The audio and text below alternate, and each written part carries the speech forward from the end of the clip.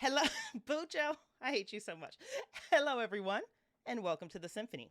Symphony Entertainment Gaming and Arts is my gaming company that focuses on horror systems, indie games, organic content, and player agency in an attempt to bring a symphonic approach to horror role playing. I am your host, Bridgett Jeffries, and tonight I will also be serving as your game master. Over the next two sessions, we will be playing The Meadows, written by me for Kult Divinity Lost, published by Helmgast. You can find Kult Divinity Lost online at modifius.net, Helmgast, and DriveThruRPG. I highly recommend you guys check out cultdivinitylost.com for free resources, many of which we'll actually be using for tonight's stream. Before we get into the game, only one announcement. Symphony Entertainment does have a Patreon. So if you like this content and you would like us, or you would like to help me make more of it, please consider backing us on Patreon. Tiers are fleshed out with everything from behind the scenes content, postcards, coaching, playable content, and more. You can check more on that at patreon.com/Symphony Entertainment. So, without further ado, let's unveil this cast, starting with Bucho, then we'll drop down to Matt, and then we'll kick over to Leslie. Cast members, please introduce yourselves. Tell us where people can find you, the things that you do, what you've been up to, and for now, just the name and the archetype of your PC. Okay. Hey, everybody. I'm Bucho. You've never seen me on the stream before. I'm brand new. You can find my paintings, my art on Instagram at The Real Pink Panther. You can find my DJ mixes from the last 20 years on mixcloud.com. And you can find some of my short story collections on Amazon. Tonight, I am playing Arjun, and his archetype is the doll. Well done. Kicking it over to Doc. All right. Hi, everyone. Unlike Buko, that actually is my first time here on the stream with Symphony, so thank you for having me. 90% of the time, I'm usually working as a chemistry professor out in the middle of nowhere, Pennsylvania. And I've recently published my first scenario, all part of the game, available on DriveThruRPG. So feel free to check that out. That was super fun to write. My character is Aton with the archetype of the Avenger. Bravo. And last but totally not least, hit us, babe. All right, I am Leslie, or as you may know me around the internet, XP Lovecat. So I have a YouTube channel where I talk about role-playing games and my favorite systems. So go ahead and check that out if you're looking for any GM advice. And I also have a freelance editing business. So I work on tabletop games and fiction, developmental and line editing, which I'm super excited about. And tonight I'm going to be playing Si Woo, and she is a careerist. Absolutely phenomenal. Thank you. This is more talking to those who are watching live or those that will be watching the replay. I originally wrote The Meadows about 5 or 6 years ago for Call of Cthulhu, because at the time that was the only horror system that I knew of. And then I started reading Kult, and I knew immediately that The Meadows was a better fit over here. So I actually stopped running The Meadows at conventions due to the content, and I'm going to explain why now so that you guys are aware and have some agency on whether or not you want to continue. Just in transparency, I wasn't completely comfortable with this content being shared in a public table when you didn't know who was sitting around you and might be getting some overflow from the descriptions or the engagements and things of that nature. So I have refaced it, I have rehabbed it, and here we are. This will actually be my very first time running Kult Divinity Lost, so I'm really excited and incredibly nervous. Big shout out, though, to Red Moon Role Playing. They have a podcast that has a plethora of Kult Divinity Lost content. After maybe the 5th or the 6th series, I immediately became a backer over at their Patreon. Their storytelling is brilliant. Their mechanics are forward-facing enough where I could actually learn along with them as I was reading. And just, guys, you guys are doing an incredible job over there. Thank you so much. So if you guys are looking for additional Kult, I cannot recommend Red Moon Role Playing enough. Content warnings have been discussed with the cast and crew. We have reviewed the red lines, and we are going to honor the Kult Divinity Lost horror contract. That covers forbidden subjects, a stop phrase or sign, and scary things. The X card is in play. X's can be sent via private message, or you can just hit me in the Zoom. I will see you. There is no judgment passed, no questions asked. We will also be using the green, yellow, red flag method. if you are familiar with my GMing style, I am very shared narrative. Especially with content like this, I have to have very strong boundaries into place. So you will notice me also using the X card and the yellow, green, red method. So just be aware of that. I will flag you twice before I just shut it down and we move on. But I think we're going to be okay. Ultimately, if the four of us are not enjoying the experience, I and we are doing something wrong. To the viewer, discretion is advised. Kult is a game for adults. It touches on subject matters that most horror games will not do. It thrives in the bowels of personal horror. So you need to be aware of the content warnings as well. And here's what we're working with: parental death, body horror, violence, slavery, sex and sexual situations, and the big one, harm to children. I'm going to repeat that again. Big content warning for harm to children. For the most part, children will not be actively harmed in the process of this game, but I will be depicting children in very real and very upsetting situations that include sexual assault and child trafficking. This is a gritty, uncomfortable, and grisly game. If this isn't your bag, that is completely okay. I promise. If it is your bag, well, welcome to Cult Divinity Lost.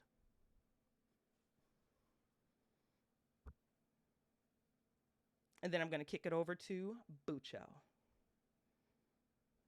We live in a world where the sun has set. Forsaken creatures roam deserted streets in crumbling cities. Fallen angels, mourning their creator, seek shelter in abandoned cathedrals of steel and rust. Behind silent facades of skyscrapers, people in designer clothes strap their victims to cold autopsy tables. Forbidden rituals are woven with human blood and terror.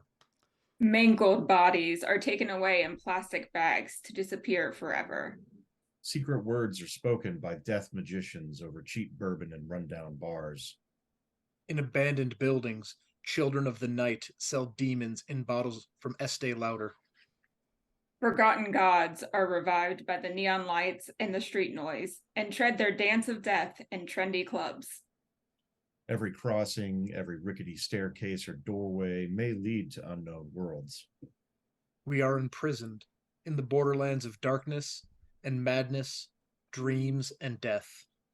A veil has been placed over our eyes, masking the truth and keeping our divine souls asleep. In the labyrinth of the city, the prophets of our age begin their journey towards awakening.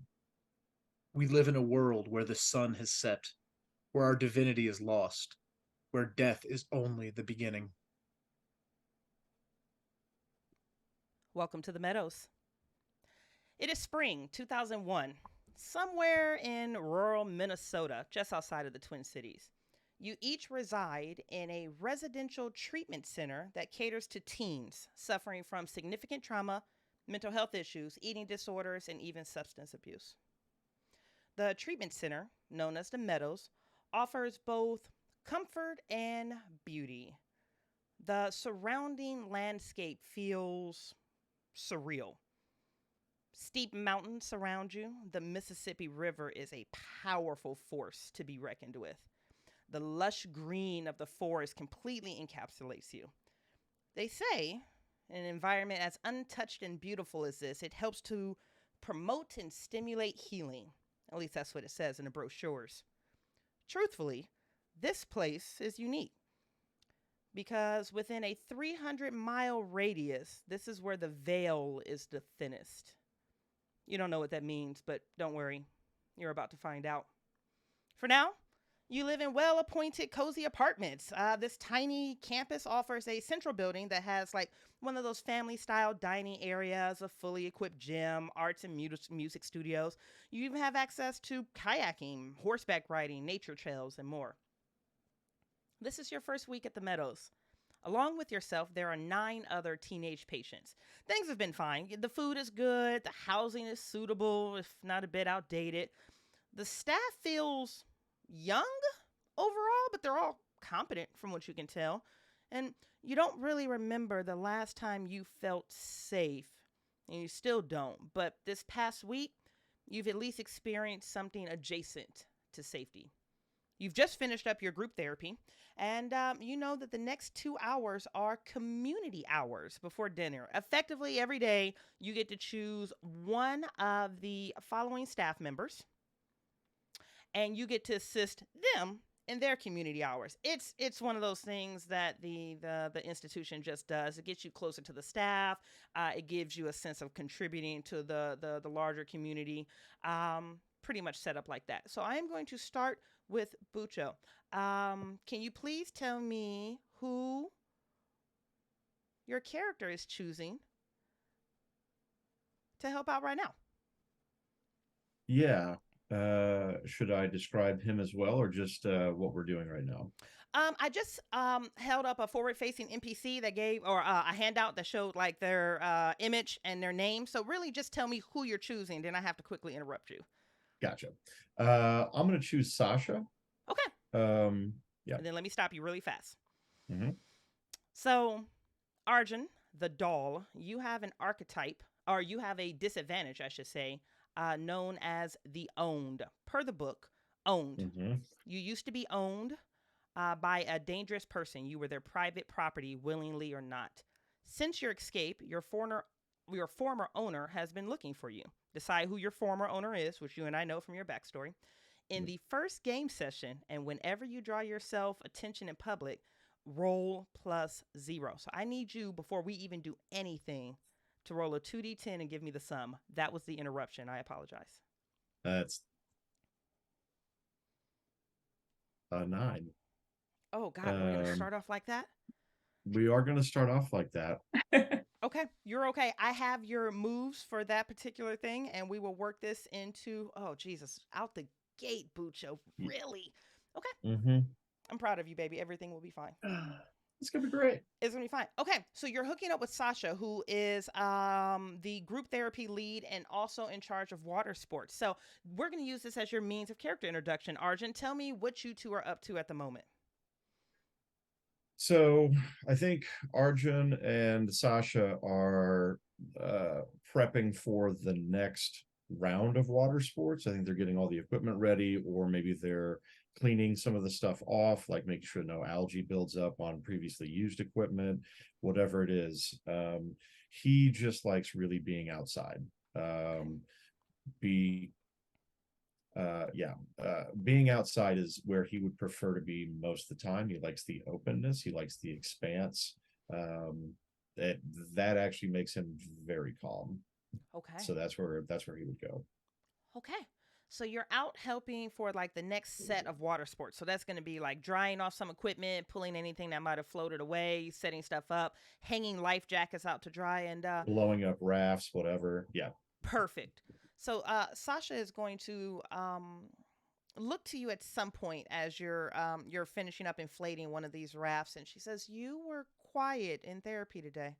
You okay?" I'm good. I don't. Some days I just don't have anything to say. You know, I like hearing other people. Sometimes hearing them helps me. If that makes sense. It does. It does. I'm just checking in. You're quiet. And that's okay. There's nothing wrong with being quiet. I just want to make sure you're all right. If I am not okay, I promise to say something. If not to anybody else, and at least to you. She smirks for a moment and narrows her eyes at you with that playful, almost borderline flirty, like, "Are you lying to me, Arjun?" She doesn't say it, but that's the face that she's giving, like, "Really?" He's just going to smile innocently back. Okay. I'll take you at face value on that then. If you could get the kayaks 4 and 5 in, I'd really appreciate that. Sure. And tell us really fast, what does Arjun look like, Bucho?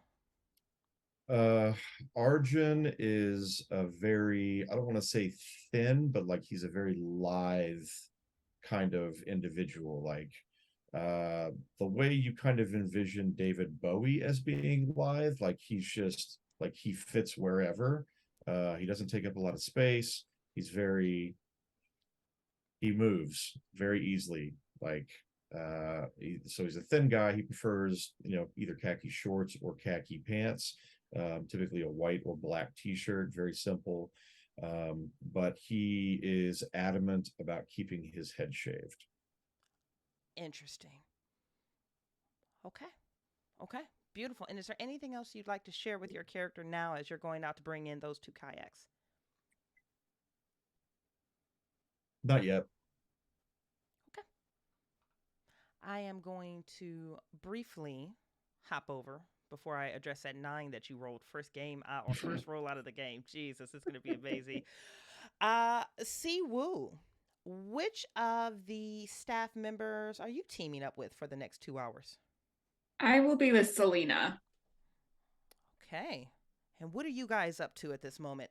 Selena, for you guys who are looking at the handout, is recreation art, and she is an art therapist. So we are preparing for a class, a community class. And actually, I am going to be helping to kind of lead the painting. So we're going to be painting on canvases, and this is totally my wheelhouse. So I'm helping getting the paintbrushes ready. I'm definitely a little bit nervous just leading this kind of class that's going to be happening, but also a lot of excitement. Did you volunteer to lead this class, or is this something that Selena saw in you and actually offered to you? So Selena offered it to me. She saw the way that I was talking about painting and how I like to do it, and she kind of saw that little spark and pushed me to lead this. Okay. Beautiful. And what is Siwoo wearing at this particular moment? What does she look like? Siwoo, she has definitely put her hair in kind of like a relaxed style, but in a way that it took her a really long time to make. Yep. So like it's relaxed and has a nice little curl in the front. She's a young Korean woman, and she is very put together. So her clothes fit very nicely. Everything has creases exactly where the creases should be. And she's just carries herself with elegance.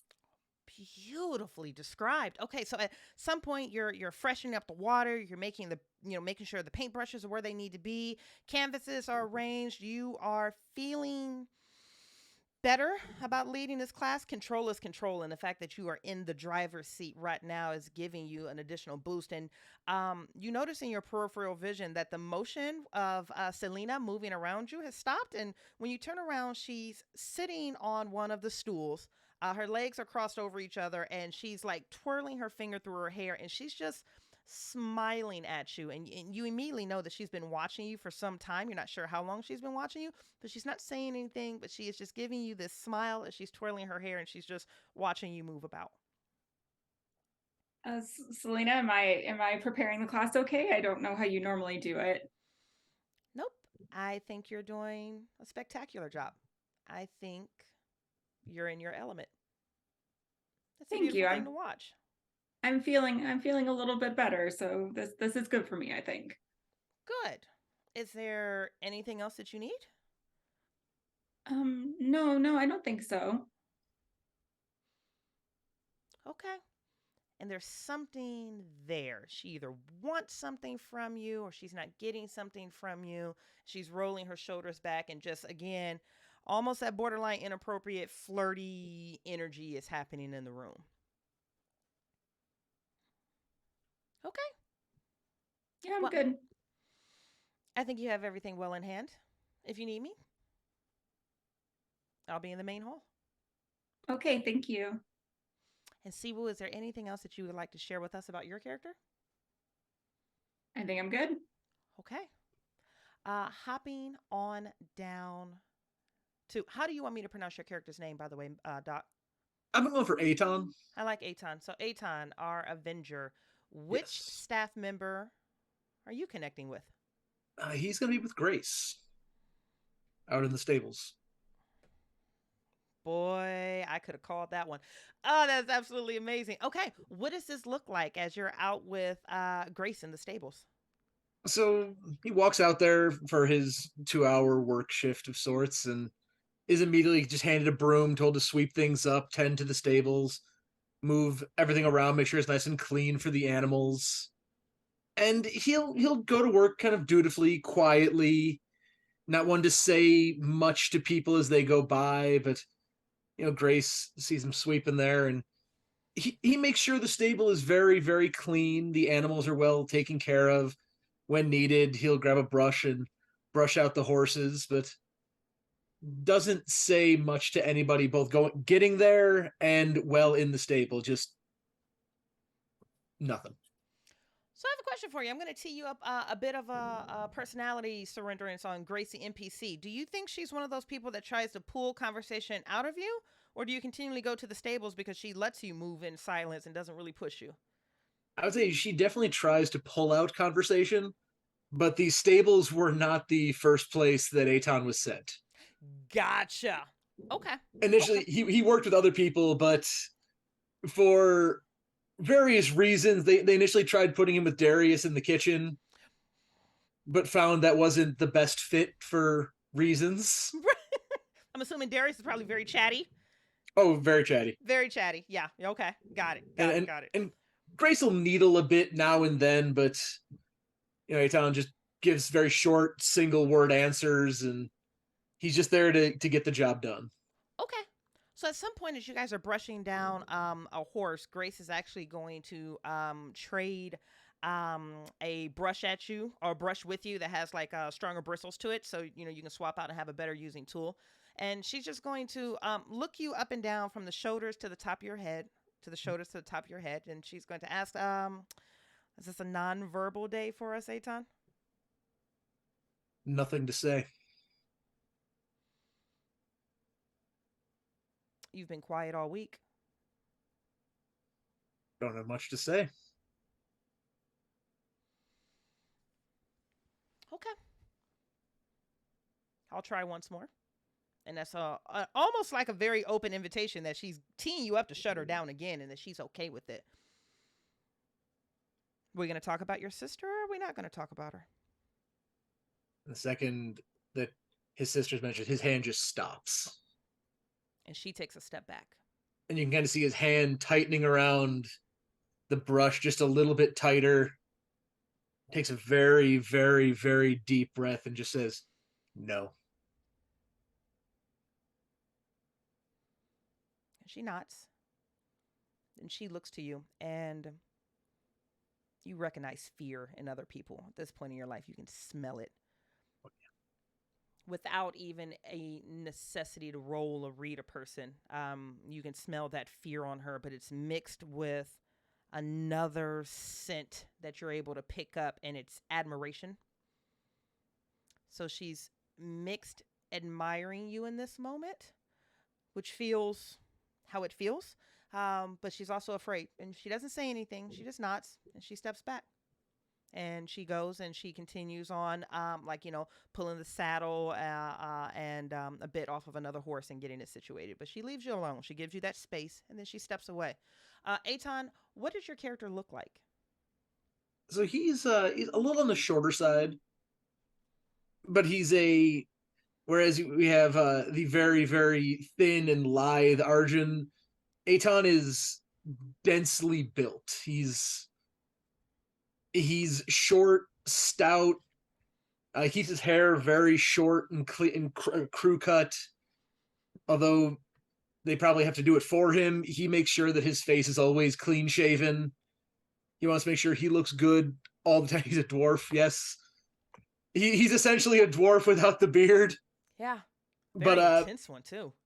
He has very piercing eyes that when people look at him and they see this expression, a lot of times people tend to avoid him as a result of it just because of his smoldering intensity. But he's also the kind of person that isn't one to use his words to solve a problem. Okay. Beautiful. Is there anything else you would like to share about your character? No. Okay. Moseying on back over to the water sports area. Arjun, you are finished up. Everything is strapped down. Everything is dried off. You guys are getting ready to go. Sasha winds up sitting down on the floor to like retie a shoelace, and she's doing that. And Mosley, who is our social worker and our housekeeper, winds up bounding in. She is pure joy on steroids. She bounces, she leaps, she's always singing, she's always humming. So actually, you probably hear her coming before you actually see her. And she seems like that type for sure. Yeah. Oh, for sure. That's 100% her. Yeah, I love it. I love it for Yeah. her. And she turns the corner and she has this really gorgeous flower arrangement that looks like, I'm going to tee it up to anybody other than Bucho that wants it. Matt or Leslie, do you want to describe what this gorgeous flower arrangement looks like? Sure, I will. I think that this would be actually a lot of tropical flowers. So Ooh. it's very different than where you would normally find in the area. Thinking like oranges and pinks, like vibrant colors, and some just like very large leafed flowers. Thick, beautiful greens spilling over these bright oranges and yellows. Obviously, plants that are not local to this area at all. Someone spent a significant amount of money for this particular arrangement. And Mosley is singing. She strikes me as a Spice Girl type of thing. So she's probably bopping the Spice Girls, and she turns the corner and she looks at you, Arjun, and she goes, "Oh, there you are. I wasn't sure who you were working with today. Look what arrived for you." And she approaches you and puts this absolutely stunning floral arrangement on a table for you. Who is that from? I don't know. And there is a, like, the little holder with the little card sticking into it. Doesn't look like they've opened it or read it. Looks like it's still sealed. I'm going to grab the envelope or the card and open it up. Okay. You grab the envelope and the card, and there's a moment where a clop of saliva sticks in the back of your throat because you recognize the seal on the back of this florist. Matt, what's the name of this florist company? Boards Flowers. Boards? Sure. Okay. Boards Flowers. And Arjun, it's really hard to swallow at this point because when you think about Boards Flower, you know that Mr. Avari, your previous owner, used to love gifting his wife flowers from Boards Flowers. She used to have them all over the house. She used to hang the cards on the refrigerators that you would be marched past while you were still wearing manacles.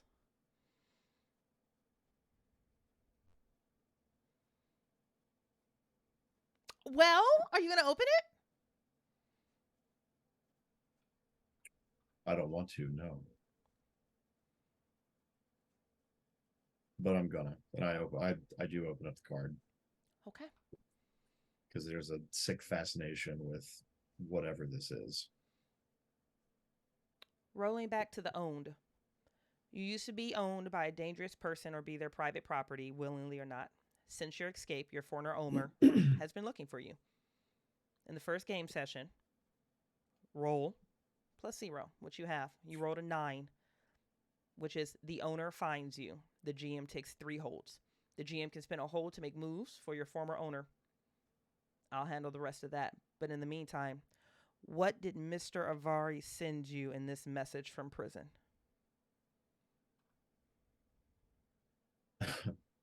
So,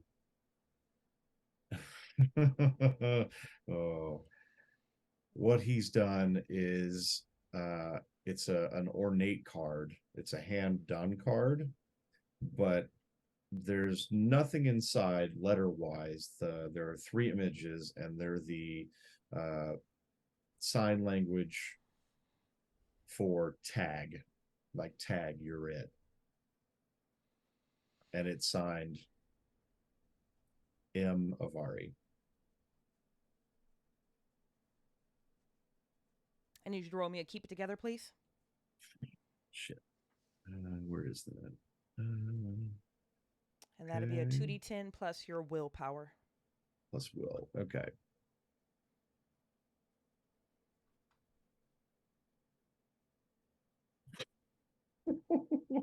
That's a 4. Oh wow. So things are not going well for me. No, this out the gate Uh-huh. with a Yeah, I 4. told you I was gonna lean in. Let's lean in together, baby. We're here together. With a 4, it's less than 9. The strain is too much for your mind to handle. The GM chooses your reaction. You cower powerless in the threats present. You panic with no control for your action, or you suffer an emotional trauma, -2 stability, or you suffer life-changing trauma, -4. It says here that I'm going to choose, but you can do yourself a lot worse than I can. What are you thinking is going to be Arjun's reaction to this? And either way, you're going to eat this -2 at minimum stability loss. Yeah, I think he's gonna crack. I think he's gonna forget that he's outside and he's immediately going to have a panic attack and believe that he is back in the enclosed space of Avari's basement. Okay. Physically to the 2 NPCs and to us, what does that look like? Um, I think first you see his hands shaking with the letter in them, and then I think you see that shake move up to his chest until he is fully vibrating, and like it's very clear that he is not okay. As that vibration hits your chest and it starts going through your throat, and your teeth begin to chatter, you can hear somewhere above you, Mr. Avari is laughing. He's talking about the game last night, and he's talking about how his stocks are doing.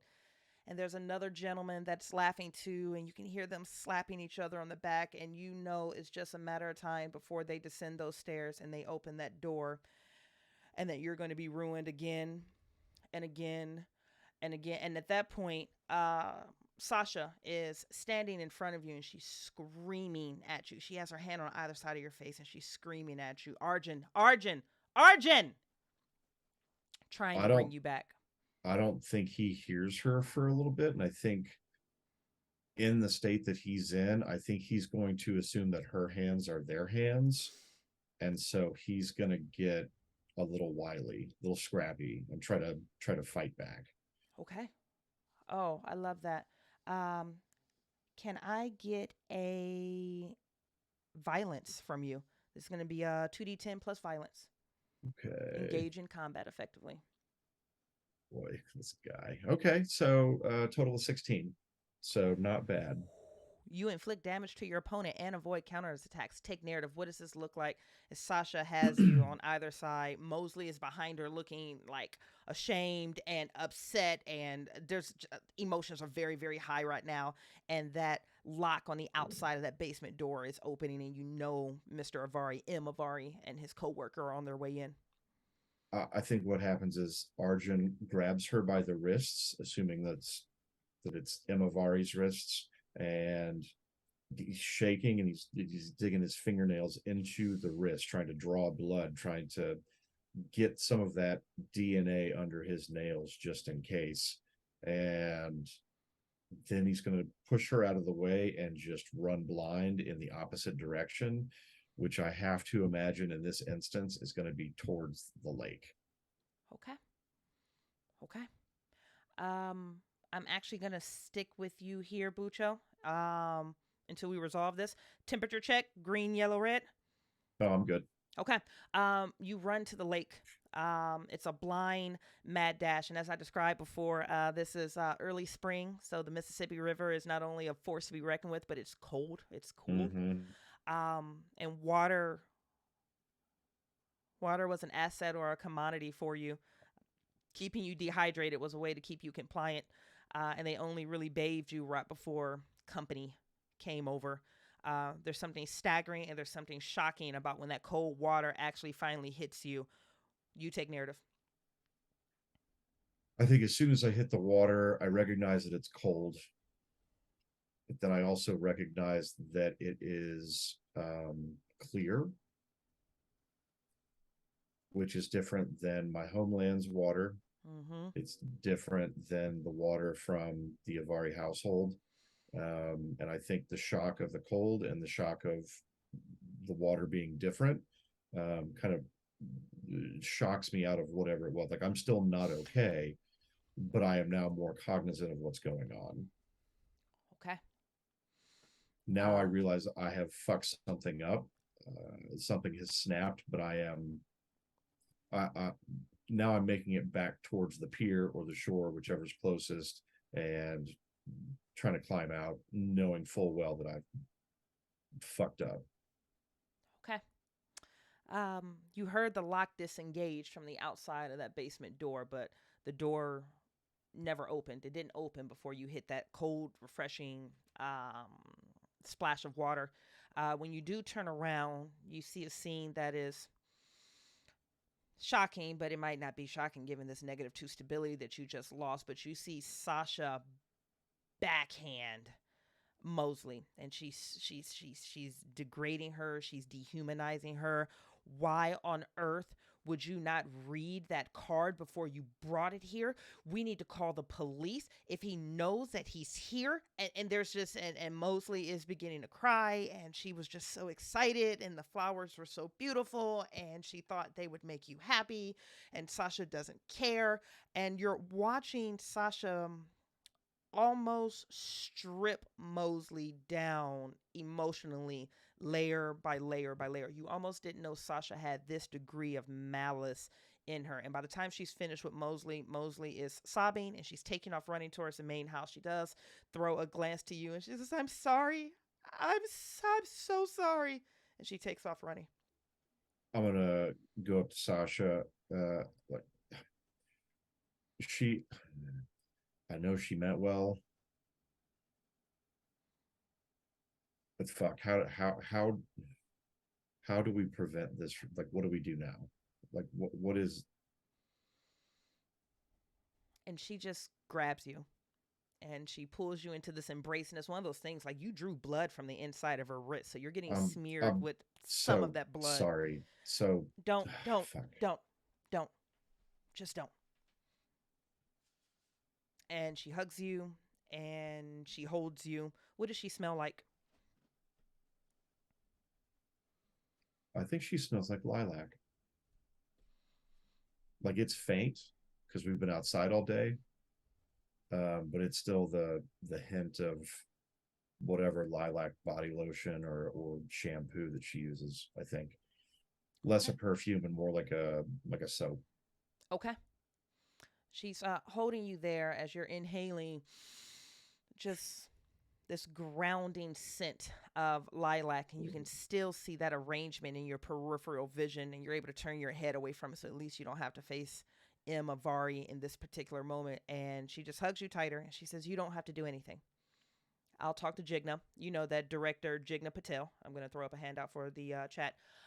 Is the manager, the director of the Meadows. She says, "I'll talk to Director Patel. You're safe. I promise." I want to talk to Mosley before dinner, if that's okay.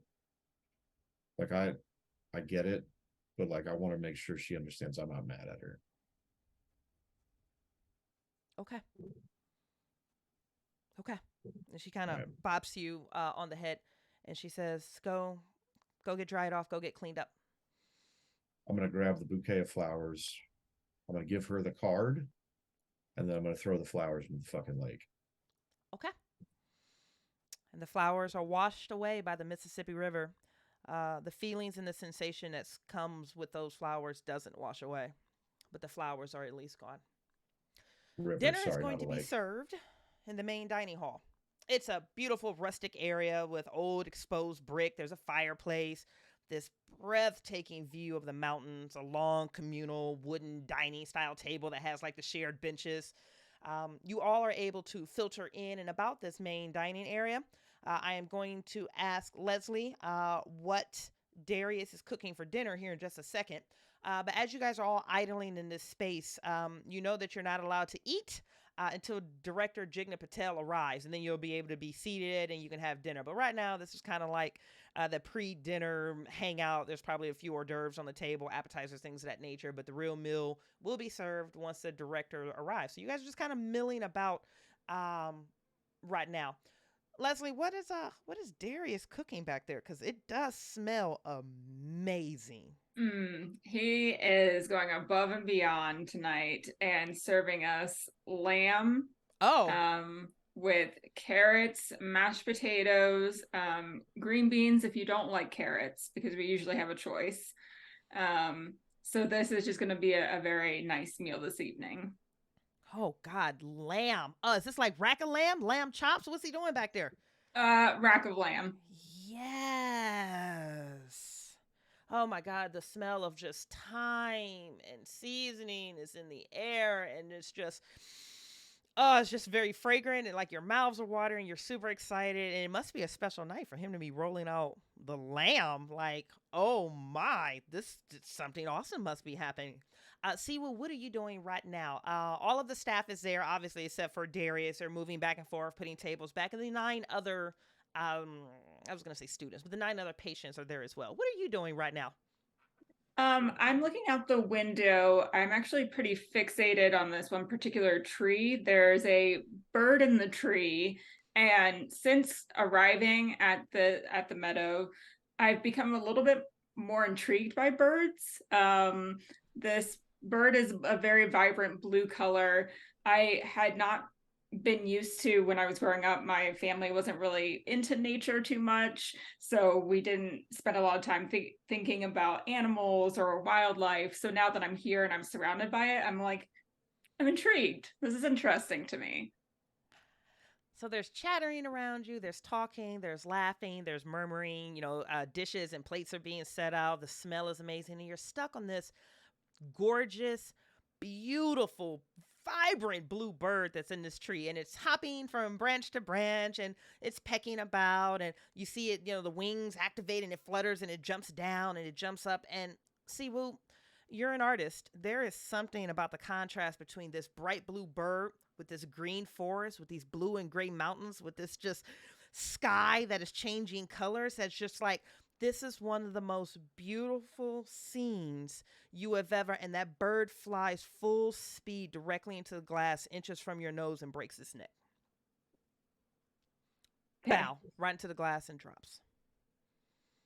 I'm in a little bit of shock, and I just kind of avert my eyes and then look back to make sure that it really happened, and then slowly turn around and just walk away from the window.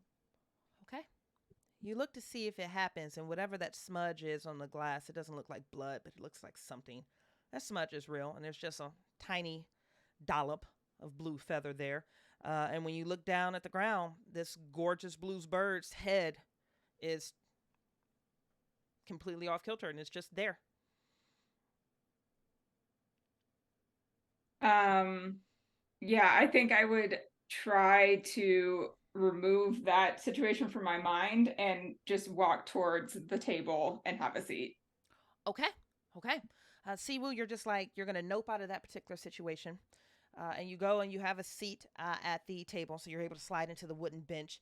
And you notice on this table that there is a brand new centerpiece. Note, this item was donated by a symphony backer who would like to remain anonymous. On this table is a black statue, at least, oh God, Jesus, see, it has to be 3-4 feet in length. It's long, but it's not very tall. It's only maybe a foot or so tall. But it's a black snake that is in the Ouroboros figure 8, where it's eating and consuming its own tail. And the craftsmanship on this item is absolutely stunning, because depending on how the light catches it, it actually gives the impression that this statue, this figurine, is in motion. It looks like it's eating itself, and it is absolutely nauseating to look at. There's a film on it that you can see. It glistens and it catches in the light, and there's something about this symbol, Siwoo, that feels more personal than it should. And I need you to roll me a keep it together, please. Okay. All right. I rolled a 10. Okay. I actually feel like I would become obsessed with this centerpiece. Okay. So although it's making me nauseous to look at it, like I can't look away. Unlike the bird, in which I'm like, nope, this is very different because I'm confused about what is happening. Oh, I love Um, that. I do think that I would go and try and touch it. Okay. You have chosen obsess. You get a +1 rolls in whatever causes particular condition. Bravo. And you go out and you touch it. And Siwu, it's wet. It's slippery. And when your fingers come back, there's a rust colored residue on it. It's not. Your initial thought is blood, but it almost seems not blood like, but it's coating your hand in this thin film of oil. Okay. I would go to further investigate it, maybe try and get a smell, see if I can smell anything from it. I just want to figure out what is causing this. Yeah, you get up to it. You're actually able to pull it forward. You know, it scrapes against the table. This heavy metal thing, as you begin to sniff it. And I'm going to ask you, what does it smell like? This smells rotten. It's something that like from the distance I started at, you don't smell it, but then when you get close to it, it's like, wait a second, that is disgusting. So it's, oh God, that turns your stomach even more as that nauseating feeling begins to overwhelm. And you're rolling your fingers around, and over your shoulder, a hand like smacks the top of your hand. It's not an aggressive action, almost as it feels more playful. And you look over your shoulder, and it's Latricia, the gardener. I will tee up that hand out again, and she looks to you. She says, "Girl, what are you doing?" This statue, it's weird. Have you touched it? And she looks over your shoulder at it, and she says, "That is weird. No, I haven't. Why are you touching it?" I was curious. I didn't know what it was. Do you see this residue? It's weird. And she looks at your hand, and then she looks up to you, and you can immediately see the concern. And she looks back at your hand, and she looks up to you, and you can see further concern. I'll take a napkin on the table and try to like rub it against my fingers. Like, see, look, it's there. Nothing rubs off on the napkin, but something is still on your hand, and it's very obvious from the way that Latricia is looking at you that she doesn't see it at all. I'm gonna rub harder into the napkin. Like, I can't get it off. Okay, Siwu, stop. Okay, I can't get it off. Okay, I understand. Come on, let's go wash our hands. Come on, that'll help, right? And she's touching you, and she's trying to grab you, and she's trying to get you out of this seat. Okay, I'll let her grab me because I take the napkin with me, and I'm just rubbing as we go and wash my hands. Oh God, how hard do you rub? Real hard. I'm going at it. Oh God. So you're rubbing, you can feel that bruising starting to stop, and very quickly you realize that you're almost in a fight with Latricia. She finally just grabs your hands and clasps them together. She says, "Siwu, look at me. Hey, right here. Look at me, okay?" And she starts walking you through just an immediate breathing exercise. She said, "I need you to go in 4 with me, okay? Come on, right here. Okay. In for 4. Come on. 1. Okay. Hold for 4. 4, 3, 2, 1. Release for 4. Come on.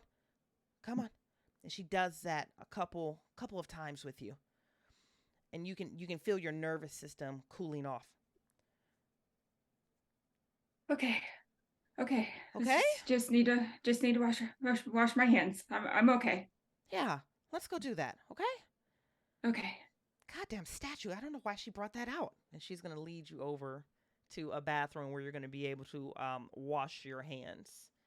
Hopping over to Aton. Aton, you are in this room as well. You have seen this entire situation happen with Siwu being led out by Latricia. Other staff are milling around, getting things prepared. What are you doing at this particular moment? So, as Siwu said, she was sitting at one of the tables getting ready for the meal.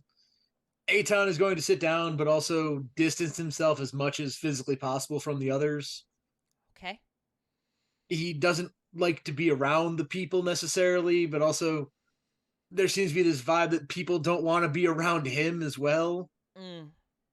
And he just kind of sits and just kind of folds his hands a bit, cracks his knuckles, and just quietly waits for when we're allowed to actually eat. Okay. You seat yourself at the end of the table. I'm asking at this particular moment, are you facing the glass or is your back to the glass? Let's say my face is to the glass. Okay. I'm sorry. You are you are sitting there impatiently waiting for director Jigna Patel to arrive so you can actually start your meal. And you can hear some commotion happening in the kitchen, and Grace actually pops her head out and she looks over to you and she says, Eitan, did you not put that horse up? And she's pointing out of the glass, and when you look out of the glass, you see a horse whose name is what? Whisper. Whisper. That's a great horse name, by the way. You see Whisper moving around in this green area, grazing on grass. Whisper is a gorgeous horse. She's probably one of your favorites. She's brown with these big white spots and this cute face and this fluffy white tail. She's almost a little on the too cute side for your temperament, but there's something about Whisper. She just seems to get you. She doesn't really give you a lot of trouble.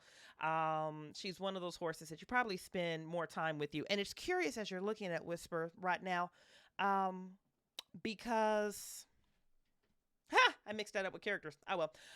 Because she is in a saddle right now, in the stirrups and the bridles and the bit, which you know that you dressed all these horses down. So one, how the hell did she get out of here? And two, why is she dressed? And she almost like looks up and you can see her ears twitch, and she goes back down to milling in the grass. I swear I took that off. How'd she get out? I locked the gate. I'll just kind of turn to her, and internally he's slowly counting to 4. Mm-hmm. She takes a deep breath and goes, I'll fix it. And he stands up and starts walking towards the door because this horse is his responsibility. As much as he's certain he cleaned this up, he took the bit and bridle off, it's his job. It is his responsibility. And so he goes towards the door, assuming the staff let him out. Mm-hmm. Staff, no issues whatsoever. You're able to go outside. There's a porch. You see just in your peripheral vision that there's a dead bird. Looks like it probably cracked its neck on the glass. It's on the ground. You think you see it flinch for a moment, but that might have just been a trick of the light. But yeah, you're able to go down there, and Whispers, looks up to you and neighs and goes back to having the time of her life, chewing on grass and bushes. She's a good horse. And she's a very good horse.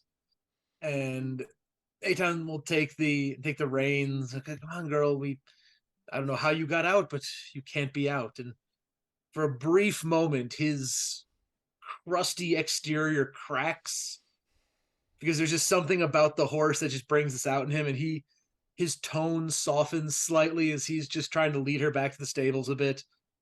Yeah. And he knows that they can see him. He can turn behind him, see everybody through the window, watching him play horse whisperer, but anybody who looks through the glass and sees this, he just turns and scowls. This just icy cold, and then begins leading Whisper back to the stables. Okay. To take the bit and get her back where she's supposed to be, get everything set. No issues. Yeah, you're able to grab the reins, and she kind of playfully pulls her nose at you a bit, giving you a bit of a tug, but you know that she's not going to resist you. And you're looking at the leather reins in your hand, and for a moment,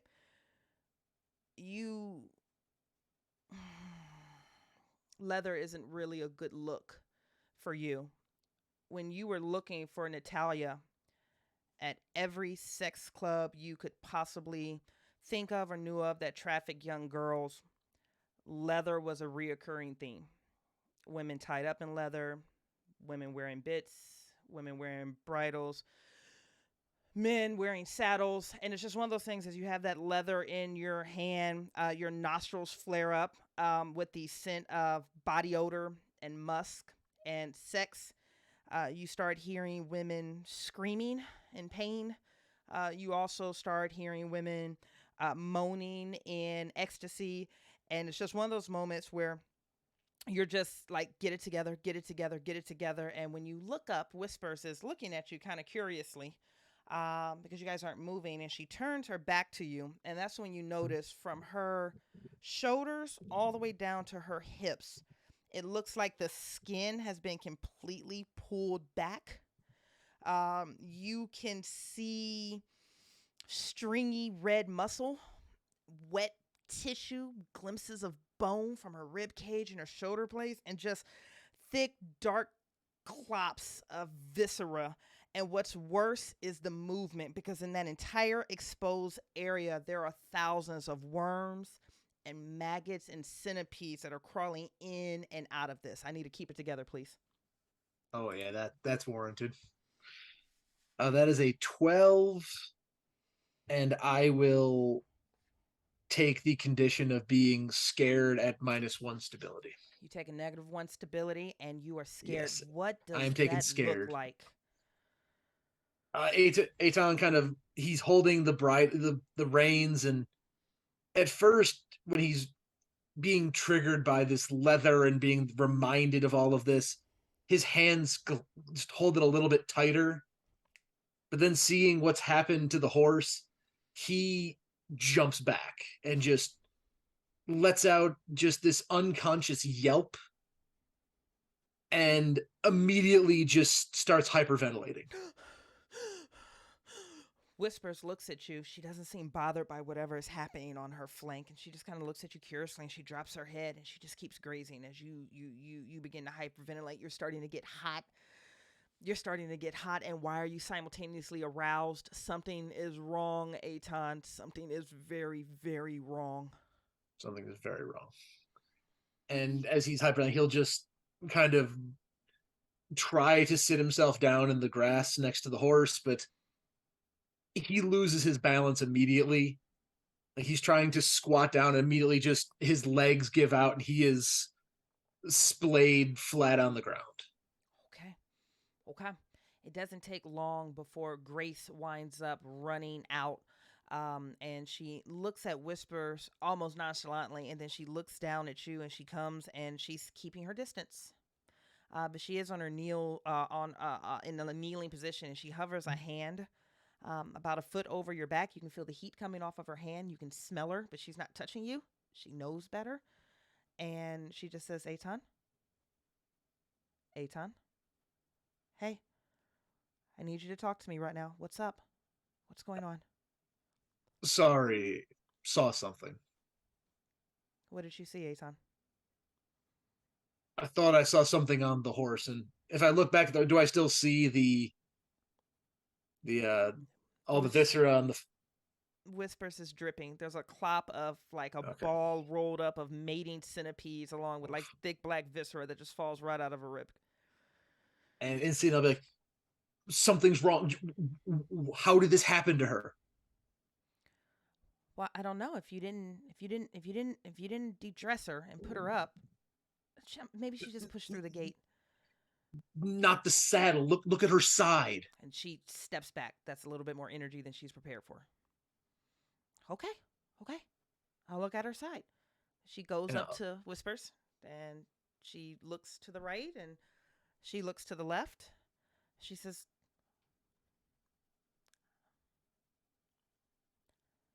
I'm sorry. I'll reach out with a hand and kind of touch it to like see. Look. What's on your hand right now, Aton? Oh, there's going to be just blood and maybe a couple of the centipedes have come. He's clearly not happy with what's on his hand, but if she's not seeing it, he's going to make sure she sees it. Okay. He's just hold up his hand, which like a centipede's like going through his fingers. And as much as he didn't want to have to touch those things, I feel like with all that he's been through, it's not something that's going to squick him out as much as it used to. Yeah.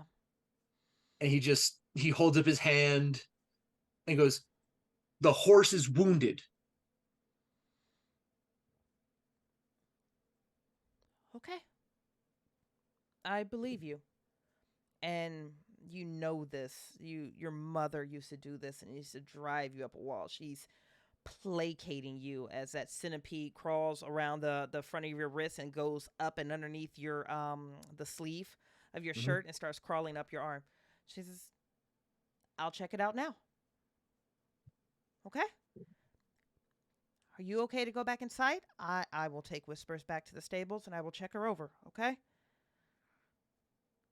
He'll just kind of wipe his hand on his pants and just, yeah, I'm fine. Okay. Come on, girl.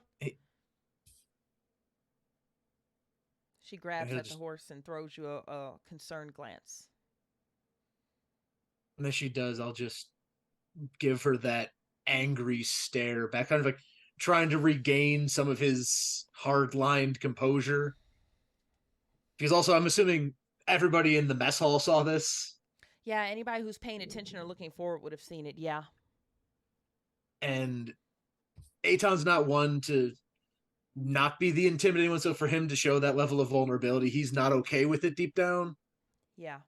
And so he'll just, as he walks back to the mess hall, he'll just kind of crack his neck a little bit, kind of brush himself off, try to make it seem like, oh yeah, I meant to do that. Yeah. But deep down, he's not feeling great. No. You're heading back in through the mess hall. You notice that blue bird on the floor is gone. It was in that spot, wasn't it? Yeah. Must be an animal. It's just something and you throw one more backward glance over at Grace and Whispers, and she's like, rubbing the side of Whispers' face, and Whispers does that horse shake, and Grace is completely sprayed with blood and insects and viscera, and she's just smiling as this is dripping from her eyelids and is saturating her shirt, and she's covered with bugs. Maggots are dripping out of her hair, and she just coos with the horse, and they continue off into the distance. Arjun.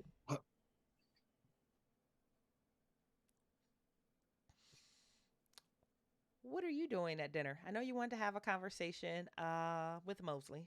She is here. But what are you up to at dinner right now? So, sorry if I missed this. So, I know we're waiting on, God, what is her name? Miss Jigna Patel. Jigna. I know we're waiting on Jigna to show up to have dinner, but like, is there any like fruit out by chance, or like anything that like we could snack on during the day that might be around? You know what I mean? Yeah. They probably got some appetizers, hot hors d'oeuvres, fresh fruit stuff out there to hold you over. Yeah, for sure. All right. So I think what Arjun would do is he'd kind of move into slinky mode. Okay. And he'd kind of maneuver between people and like grab a thing from here, grab a thing from here, grab a thing from here, put it whatever in his pockets, without anybody looking. And he'll track where Mosley's at, but I think for the moment he wants to step outside and not be inside. Like he just wants to have a little nosh, kind of stay away from people for the moment and just kind of regroup, for lack of a better word. Okay. Doesn't take you long to get a bead on Mosley. This is one very upset white woman who still has like the high pink cheeks and her eyes look drowned out. Looks like she probably hasn't stopped crying since whatever happened. She's doing her best to keep it together. Arjun, she can't even make eye contact with you right now. You can tell that she wants to, but she's moving about, straightening up, making sure things are clean, plates are where they go. But she's mostly dodging you. She's just dressed in shame right now. But yeah, you're able to step outside, and let me tell you, there's just something about that Minnesota mountain air. It is. You've got a pocket full of food. I got a pocket full of food, one problem at a time. Mosley's not going anywhere, so if I've heard right and I remember right in therapy, I got to take care of myself before I can take care of others. Yeah. So I got to do me for the moment. Okay. Are you just sitting outside, basically just taking deep breaths, nibbling on food, and kind of taking care of yourself? Yeah, I'm not trying to sneak around outside. I was trying to sneak food. Yeah. But like if there's like a picnic table outside, I'm sitting very obviously out there and just, you know, yeah. Okay. You're out there and you're looking around, and you look to your right and you see a blue bird, bright, gorgeous blue bird, a mess of feathers, and it looks like it has a broken neck. You kind of just immediately go like, oh, okay, well, poor buddy flew into a window. And as you are looking down at the bird to your right, to the left, you hear sounds of static, almost like a television that's on the wrong channel that hasn't connected. You hear the television static giggling, and then the sounds of pleasure. And you look over to the corner and you see Rufio and Emil. And they're in the corner, tucked away in the shadows. These are two of the other student patients. And when you look at their faces, they don't have faces. Anything framed by their hair from the inside of their ears looks like static. It looks like the green, black, gray, faceless static. You recognize that Rufio is moaning and Emil is laughing. And when you look, it looks like he's standing with his back against a wall and she has her hands down his pants. And she is currently masturbating him right here in public. And it looks like they're both looking at you with these staticked out faces.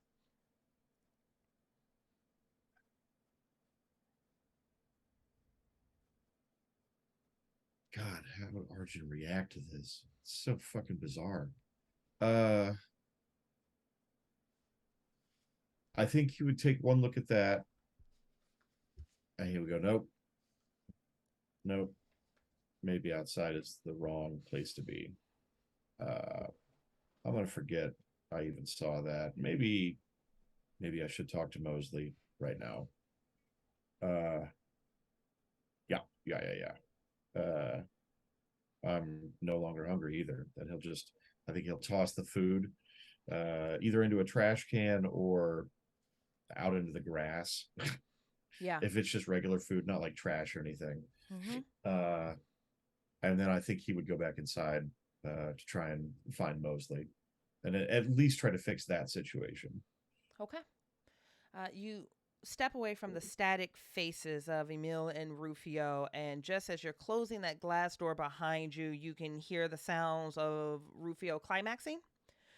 And you're just like, I'm going to nope out of this particular situation. Let me find Mosley because I'm obviously not doing well, and I need to talk to her anyways. And as you are looking around at the other patients and the other staff who are laughing or talking or working, socializing, snacking, whatever, you have a realization, Arjun. You don't really know any of them. And I'm not talking I haven't invested enough time into knowing them. You honestly don't know them. They have names and they have personality cards. Like Janet in their corner, she's charismatic and clumsy. Got it. Rufio outside, you know that he's passionate with a propensity for violence. Emil's conservative and blunt, Mark's jovial and loud, but you don't really know them, Arjun. They're background NPCs in a video game. They are colorful and intricate wallpaper that you can see and that you can touch, but you don't. Arjun, who the fuck are these people? And once you have that realization, a second one immediately crashes into you. How did you get here? How did you get to the Meadows? You don't actually remember coming here. You don't actually remember leaving Avari's basement. What is the last thing that you remember for sure? And that's when a panic begins to boil in your chest. It turns your bowels over. You begin to sweat. You hear that lock disengaging on that door again. You can hear it swinging over. And I need you to immediately make me a keep it together roll, please. Okay. And we are still at disadvantage, right? Yeah, Am if you I? have any negative stabilities, you're rolling with that, baby. So I'm at -2, I think, from that first 9, From the first correct? 9. So you're at a, And 2d10 plus willpower minus your stability. okay, so 0 -2. So it's going to be a -2. You're going to be out this game hella fast, aren't you? Uh-huh. Dice Yeah. hate you, Bucho. Oh my god. So the strain is way too much for me to handle. Yeah. I'm gonna Jesus Christ. If I've got anything in my hands left at this point, I'm just gonna drop it. And I think Arjun is just gonna freeze up. I think he is going to freeze up and he's going to just go glassy-eyed, and I think he is firmly back in that basement again. Like, it's dark outside, it was dark in the basement, and so now he's just fucking spiraling down and yeah, I think we got problems. Yeah, no, Houston, we have a very real problem right now. Your stability drops by another -2, please. Which Yep. should be well into serious stress, correct? I'm shaken Okay. if I've got this correct. Okay. You're shaken, and in this particular moment, you are completely frozen up. I am going to jump off of you and check with Siwoo. Siwoo, you are currently in front of a mirror. You have Latricia behind you, actually beside you, and she's washing her hands in an adjoining mirror, trying to lighten this mood, trying to calm things down. If it seems like you start edging upward, she starts breathing exercises to tone you back down. But you're side by side with Latricia, and you are currently washing your hands. When I wash my hands, do I see some of the residue come off of my hand? You do. It starts rinsing Okay. off. Okay. So I'm scrubbing very, very hard where the residue was, and I do see it start to come away, but even when I feel like it's off my hands, I wash my hands again. Okay. Just to be sure. And then kind of compose myself after my several hand washes. Latricia looks at you and is like, all clean? I think so, yeah. I like smell my hand just to make sure. Yeah, the orange soap in this bathroom is pretty amazing. It's very citrusy. Okay, I'm good. I'm good. You're good? Okay. Hey, you've got a button loose as she's pointing to something on your top. Oh no. And I have like a mini freak out, and then I make sure it's all buttoned and that I'm straightened and everything's okay. Okay. You go down and hit the button, and she's right. You did have a button loose, so you're able to get that button together, and you look up in the mirror, and what you're seeing in the mirror doesn't match what you're seeing on your chest. But this is where I'm going to tee you up, Leslie. There was a moment in your childhood when, to the ring and the click and the clack of cameras and the flash of lenses and the sounds of screams, that your father died in your arms. And when he did, your lap and your chest was stained with his blood. Can you tell us how that was for you up until the point that that blood started staining and seeping through your chest and your lap, all the way into the point that they zipped up that black body bag around his face? So initial panic, and when the blood started seeping through, it was a mixture of panic from not being put together. So now it's like, okay, people are watching me, something's wrong with me, and also what's happening, and like not being able to process quickly and understanding what's exactly happening. The flashing of the lights is disorienting me, and I just feel the warmth of my father's blood soaking to my skin. Clack, flash, clack, flash, clack, flash, and that pool is getting larger on your chest. And I think as they're coming in to put my father in the body bag, I still feel very disoriented, and I'm wanting to hide myself, because I'm covered in blood at this point, and I don't want people to look at me, and I don't want pictures taken of me, so I'm like hiding myself and making myself as small as possible. Oh, Siwoo, but there's nowhere to hide. The press is already here.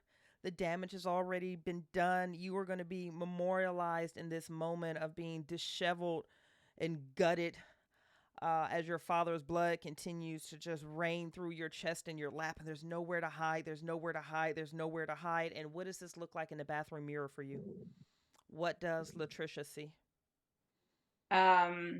So in the bathroom, I'm seeing these flashes kind of behind me, and what Latricia sees is just me closing my eyes to try and get away from what I'm seeing, and just hunched down, almost like I'm trying to get away from the mirror, like hunching below the mirror so I don't have to see it, hoping that that's what's causing the issue.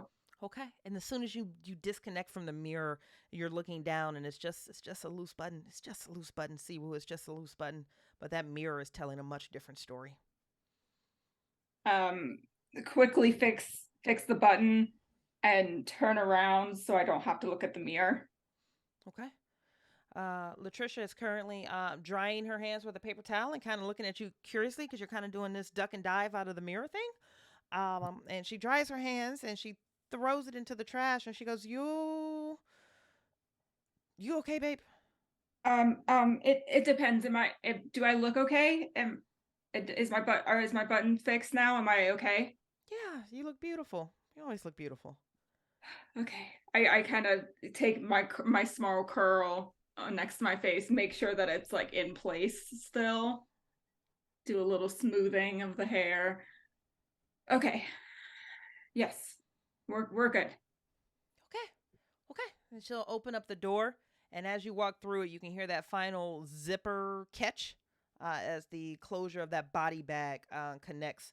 And you know that'll be the last time that you ever see your father's face. Dinner, shall we?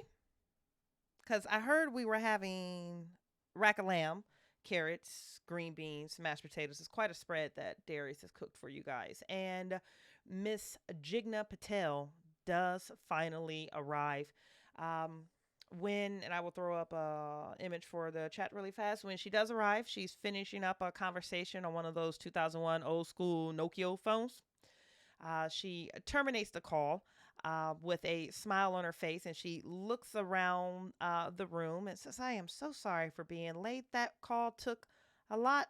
And as you guys are all milling about, you notice that her eyes fall upon that statue on the table.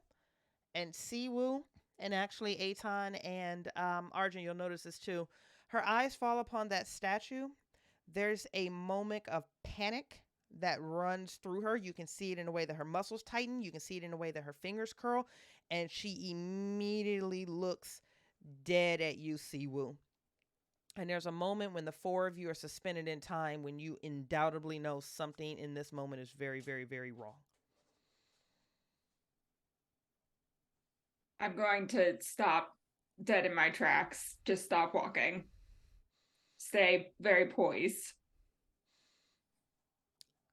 It looks like Miss Patel is attempting to do the same, but she's already betrayed her fear. And she looks to you and she mouths to you, Siwoo, I'm sorry. And she starts to backpedal out of this room.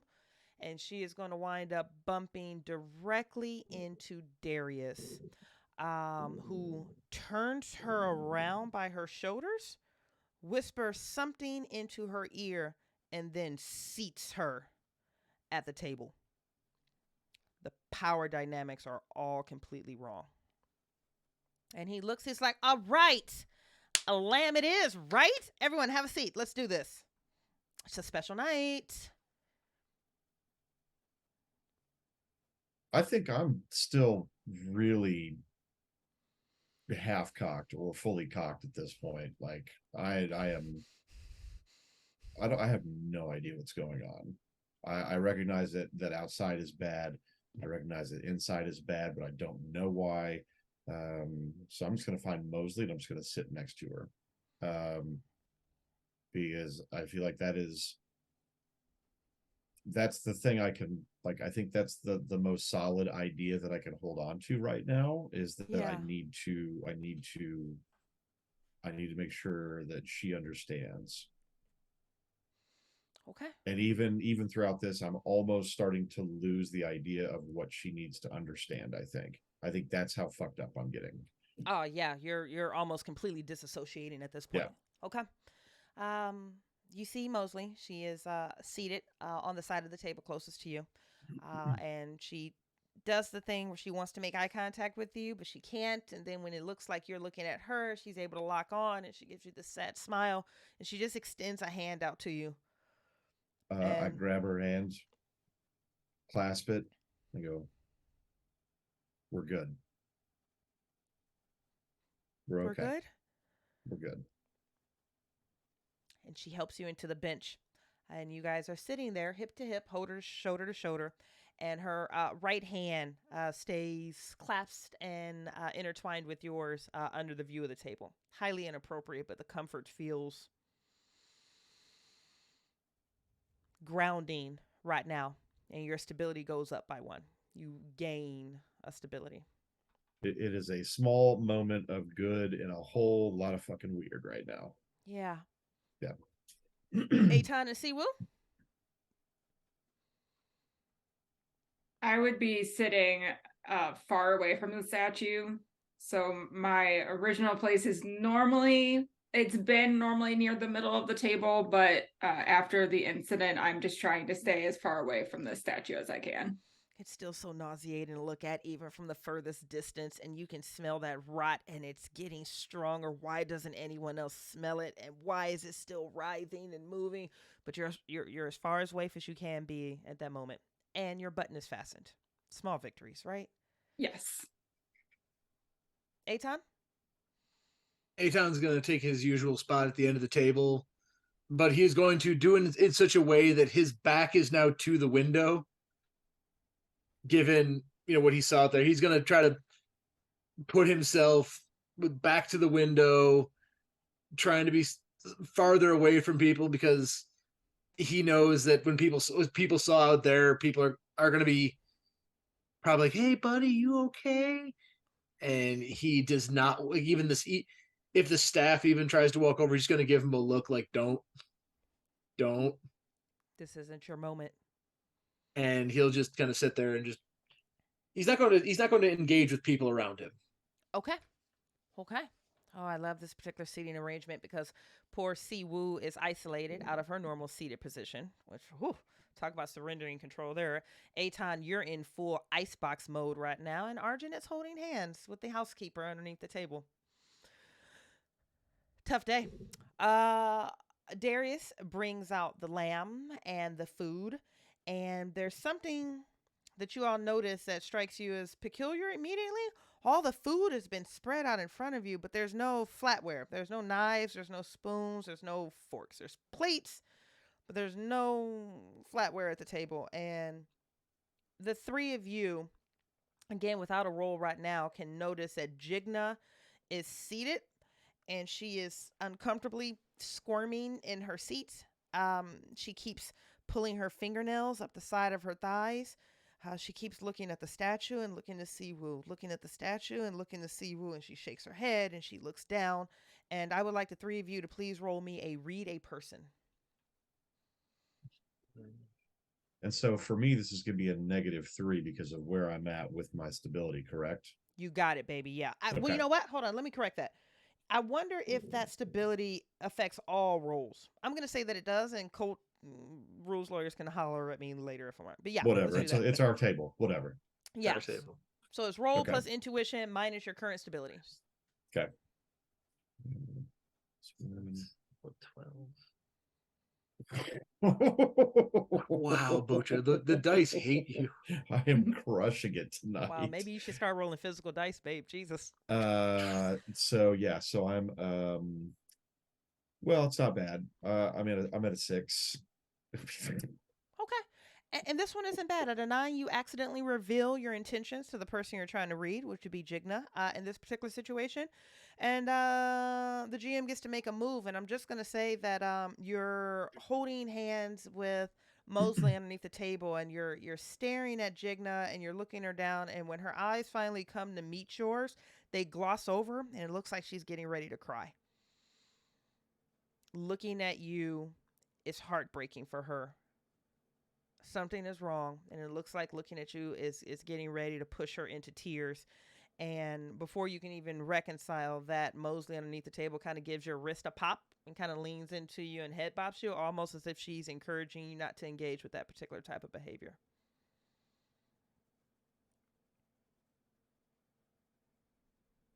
Interesting. Bucho really wants to lean into that. Arjun doesn't know what the fuck is going on. So I think at this moment, Arjun is probably going to, like, he'll pick up on that, but it's immediately just not important. He's also not too concerned with the lack of silverware because he's done without before. So Yeah. it's not really a thing for him. So I think he would probably release his hand from Mosley's and start eating, just normally, like not even thinking it's weird that there's no silverware. What did Mr. Avari mostly feed you? You mean when he did? When he did feed you, what did he feed you? He liked his boys then. That was what it was. He did. I think it would have been, I think when I first moved in, he would have made attempts to make more Indian cuisines. Like, I think he would try to make that a comfort thing for me. Yeah, to get you acclimated, decompressed. And then as time would go on, like the spice would disappear, and then the curry would disappear, and then it would just be chicken and rice, and then it would just be rice. And so I think by the time things got bad, it was a very, very small amount of probably 3 or 4 day old rice, typically. A little crunchy, definitely not cold, not hot, like, but cooked at some point. Okay. And you start eating with your hands. Siwoo, how did you do on your reader person? Very well. I'm a very intuitive person, so I got a 17. Jesus. Which Okay. will allow me to ask you 2 questions. Okay, let's do it. My first question, does Jinga, does she know why there's not silverware this evening? Yeah, you're looking at her. She looks down over at Arjun, who's eating with her hands, and that's enough to have a couple of tears just start like escaping from her ducts. And she looks down and she looks over at the table and she just gives this resigned, okay, if this is where we are, this is where we are. And she reaches into a piece of lamb and just starts ripping it off with her hands. She 100% knows why there's no silverware at the table. And from what you can tell, that is a matter of safety. Something is in play where they don't want you guys to have access to forks, knives, and spoons. Something is coming. And my second question would be, does she feel guilt emotion at all? Looking at her as she's putting little pieces of lamb into her mouth. She's looking across the table, and it seems like she's focused on the other staff members and you 3, but you in particular. And the look she gives you, Siwoo, if she could hang herself on a cross for whatever's about to happen, she would. She is guilt-ridden by something that's coming. Okay. And in this moment, especially with a 17, she's guilt-ridden, but you also recognize that she's on your side. Eitan, how did you do? So I got a 14, so I also get one question. Okay. And I am going to go with the what are you about to do? Ooh, great question. You let me go last, so I had to tee it up. That was brilliant. No, that was talk about well played mechanically. That was well done, Doc. The question is, what are you about to do? She's looking at Siwoo. That seems to be her primary focus. There's something about looking at Arjun that makes her want to cry. And when she looks at you, There's a steely determination in her eyes, and it looks like she's trying to relay something across the table to you. And what she's getting ready to do is something that she doesn't want to do. It's something that's going to put all three of you in mortal danger, and she's looking at you to step up and lead.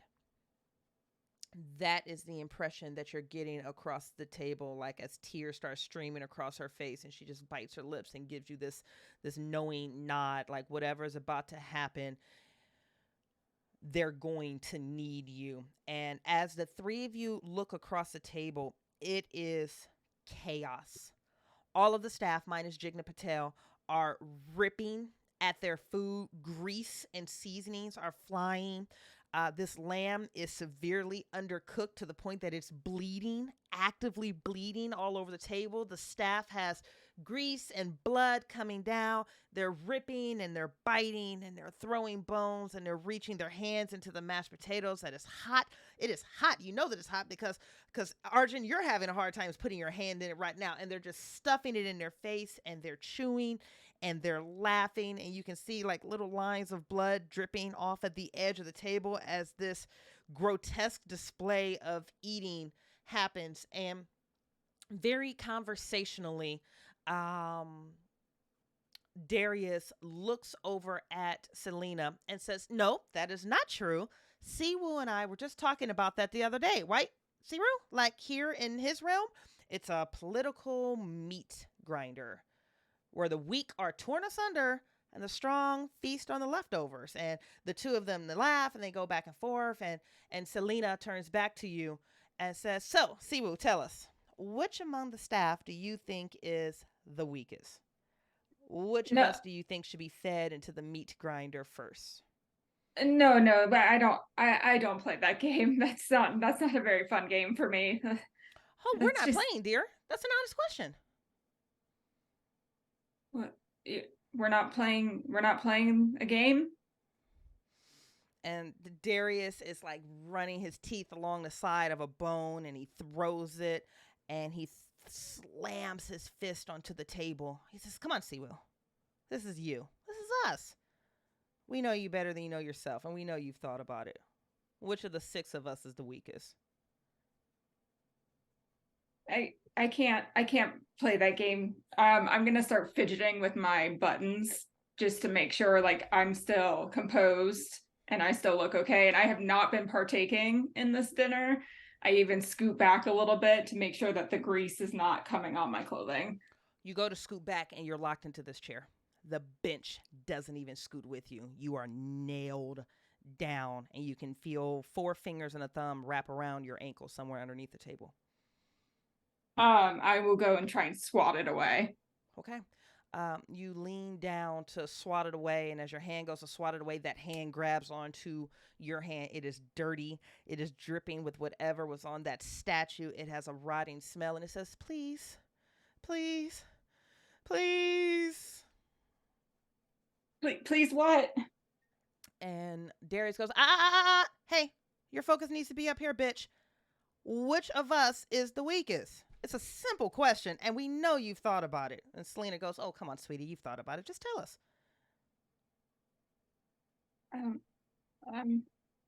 I guess Sasha. 5 heads all roll down to Sasha. And Sasha looks to you. That's fair. You can't win them all, right? And she just gets really quiet and really small. And that hand that was grasping onto your hand and that hand that was wrapping around your ankle releases. And you just hear a series, an ocean, a cacophony of please, please, please, as hundreds of voices are begging for something underneath this table. And you can see that the table is starting to vibrate and jump as whatever these hands are doing underneath the table are causing the table to kind of shake. Okay. Thank you. See, that wasn't that hard. We know you've thought about it. So, why though? And this is Darius. Why is she the weakest? We know. We just want to know what you know. Well, she's not very charismatic. She doesn't carry her words well. And you can see Latricia look over at Darius, and Darius looks over to Latricia, and Darius mouths to Latricia, she doesn't carry her words well. And the both of them fall out laughing as they continue eating and shoving food into their mouth. And Darius says, well done. Well done. And he reaches underneath the table and throws a knife down the table at you. Am I seeing? All of you are seeing this. We're all seeing this? Okay. Everybody is seeing this, yeah. Would it be possible for me to observe a situation? Could I make that roll? Yeah, I love it. Okay. Let's see. Okay. Not bad. So -2, that's a 12. So I get to ask one question. I like this. What is being hidden from me? It's a loaded question, Arjun. That's a really loaded question. I have an answer for it, though. I bet you do. This knife clatters across the table and it lands in front of Siwoo. And you're looking at everything that's going on as you're getting splashed in your face with saliva and food and chunks. And a set of eyes is looking at you. And it's director Jigna Patel. And she speaks to you just under the current of malice and laughter and insidiousness that's happening at the table. And give me your question again. It was, what is being hidden from me? What is being hidden from me? Yeah. She looks to you and she says the following words. You have to wake up. If it feels real, it's real. You have survived worse. You will survive this. And what is being hidden from you right now is the inevitability that you don't have a choice other than to play this game. Okay. But my intention at this point, if I'm able to do it, is to I'll tell Mosley I'll be right back. I gotta go check on Siwoo real quick. I want to get up. I want to see that knife, and You're not getting off of this table. You're not able to get off of this bench. You go to rise, and a hand you can't get out of this bench, but Mosley's arm just chops across you, and she says, oh, no, you're not going anywhere. Sit down. Is it an obvious tone shift with her? Dramatically. Okay.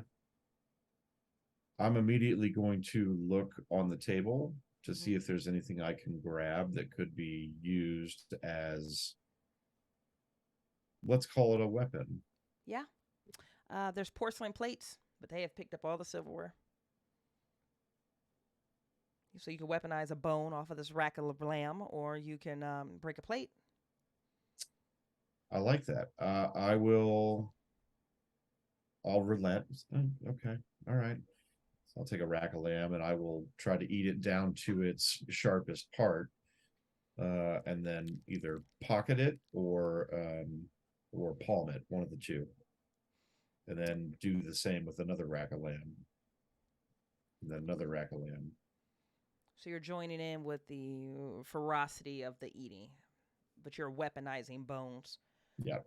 And Mosley looks at you curiously, and she rolls her eyes, and she says, after Siwoo is finished, Arjun wants to go first, or Arjun wants to go next. Siwoo, you have a knife in your hand. And you can feel yourself I'm definitely shaking. Are the hands hurting me when they're grabbing at me? No. They're pleading with you. They're begging at you. They're grasping at you, but they're not tearing into you. They're not bruising. They're not hurting you. Okay. Then I would continue to try and just swat them away, attempting to get them to stop touching me. Okay. You swat, and you're able to back them away. And you notice as you're swatting, the bench kind of scoots back, and you feel like you have some mobility. And Darius looks at you and she says, go ahead, show him what you did to that boy. And Sasha just says quietly, she doesn't remember. She's blocked that out. I was like, oh, no, it'll come back to her. Go ahead. So show us on Sasha what you did to that boy. You don't know what they're talking about. Am I able to get up from the bench? You are. Okay. I will get up from the bench and walk towards the window and attempt to kind of collect myself and try to reality check. Okay. You're trying to collect yourself and you're trying to do a reality check. And you know what that feels like to me? That feels like a willpower roll. I like willpower for this moment.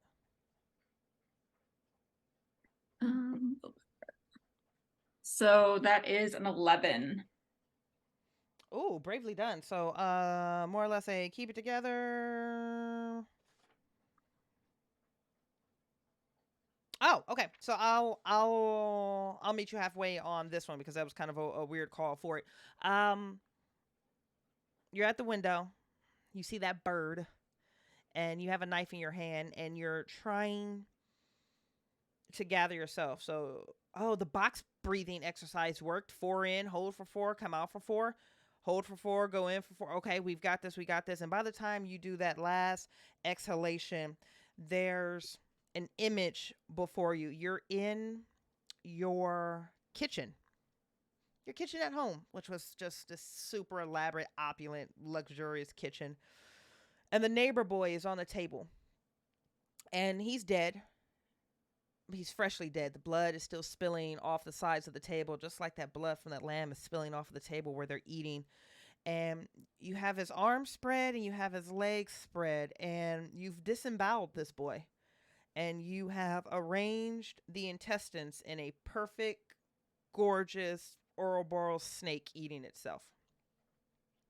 And you can see your father on the other side of the kitchen biting into an apple, rolling his eyes, smiling, and just walking out of the room. Your stability drops by 2, no roll. Okay.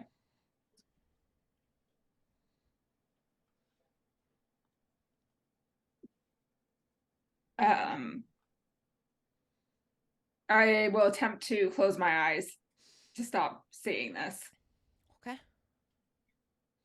You're able to push yourself out of your kitchen and bring yourself back into this hell. Where is Sasha? She is sitting at the table, maybe 30 feet from you. And it looks like she's waiting. I turn to Darius. I go, what will happen if I don't do it? Oh, we'll do it to you. Duh. Like, that wasn't obvious? No, not quite. Oh, I she's adjust my getting ready buttons. to cry, Selena. I like that bothers me that she like called it out. So I'm like holding in the tears as much as I possibly can. And I grip the knife very tightly. And I point at Sasha and I said, lay down. Lay down. And 5 heads turn towards her. And she scoots back. She swallows. She nods. She walks around the table. She kneels before you, which is her rightful place. You know that. She should have kneeled before you a long time ago. And she falls onto her hips and she falls onto her back. And the rest of the staff on the table is like leaning up and looking over. It's like, look, here we go. I'll take a very deep breath and then lift the knife as far up as I can to get momentum and then stab it directly into her heart. And then move over to the center of her chest and just go all the way down with the knife using all of my force, which is not a lot. I'm not a very strong person, but I am very adrenaline rushed at this moment. So this is giving me more strength to get through her body as the blood is spilling out. And I'm making sure that the line is perfectly straight as much as possible. This line has to be very, very straight and thorough.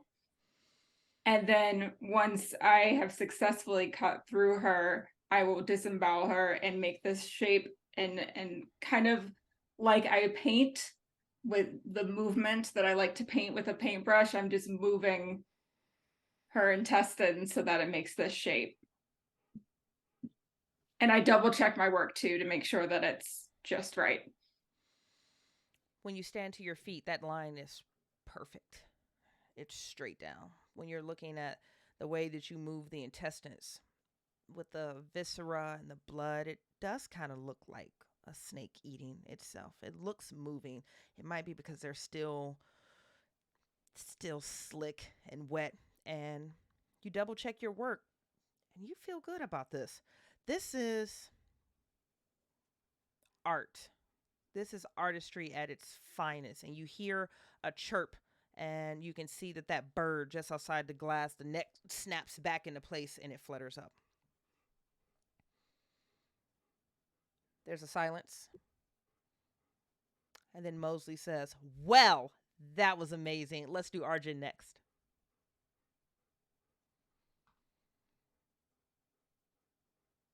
Grace looks down the table to you, Arjun, and says, okay. Your turn, I guess. Someone at this table, one of us, doesn't deserve the rice that it was given. Doesn't deserve the chicken that it was given. It doesn't deserve curry. It doesn't deserve even a single bay leaf. And Arjun, as you look around the table, as all of you look at the table, you're no longer seeing these adults as they are. You're seeing them as children aged back, anywhere between 8 and 12. You notice that they're all wearing slave collars around their throats and their wrists, and it looks like they're buttoned down, chained down to something underneath the table. You're still hearing, please, please, please, coming from underneath the table, and they look to you, or Grace looks to you, now speaking to you as a child. Okay, so which of the staff deserves to be torn apart from the inside? And the 5 remaining staff members look to you, and Arjun, directly in front of you is something that you haven't seen before, but you feel like you should have seen it before. It is a rag doll, only it looks like someone has set the face and the hair on fire. And like it's currently on fire, or it's like been burnt? Burned. Yeah, it looks like Okay. It's been a rag doll with burnt hair is the symbol to this particular death angel. It's a horror game. I got to make sure. No, yeah, always worth asking, especially in a cult game. Always worth asking. And this doll appears to you, and when you realize it didn't just magically manifest, you can see the fingers wrapping around the edge of it that are curling back underneath the table as if it was placed there in front of you by one of these many hands that are underneath the table. And Grace continues. Okay, so throw the doll in front of the staff member that deserves to be torn apart from the inside. And I've just witnessed Si Woo open up Sasha over on the other table. Or is it all on this same table? She did this on the floor right in front of the glass window. Okay. And do I see Aton? Yeah, Aton, just how do you look right now? Because you're glued to your seat. You're not going anywhere. How do you look right now? Aton is just wide-eyed, kind of like a what the fuck is happening right now?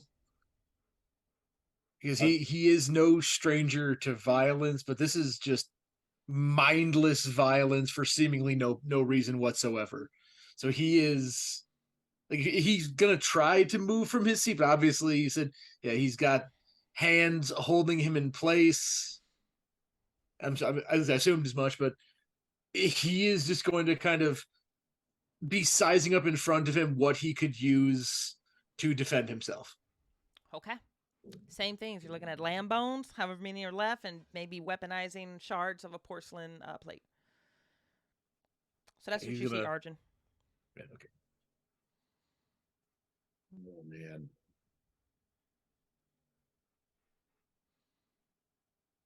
I'm gonna size up Darius. I'm just gonna stare at him for a minute. I'm gonna stare really hard. You're looking at a 10-year-old Darius. Yeah. He's in a collar. He has like the fro with the part, which was real popular in the 90s. Yeah. And he is looking back at you with the same level of intensity.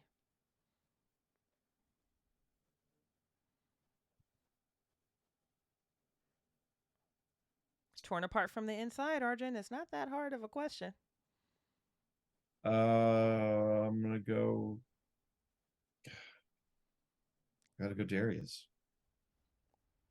Because I think in my head, I'm thinking maybe he's like the source of the problem, whether Okay. that's true or not. But it's happening around food time. He's the chef. This is the connection I'm able to draw, as fucked up as I am right now. So I guess Darius. And Grace looks at you. Is that your final answer? And the five of them Sure. all laugh. Yep. That's yep.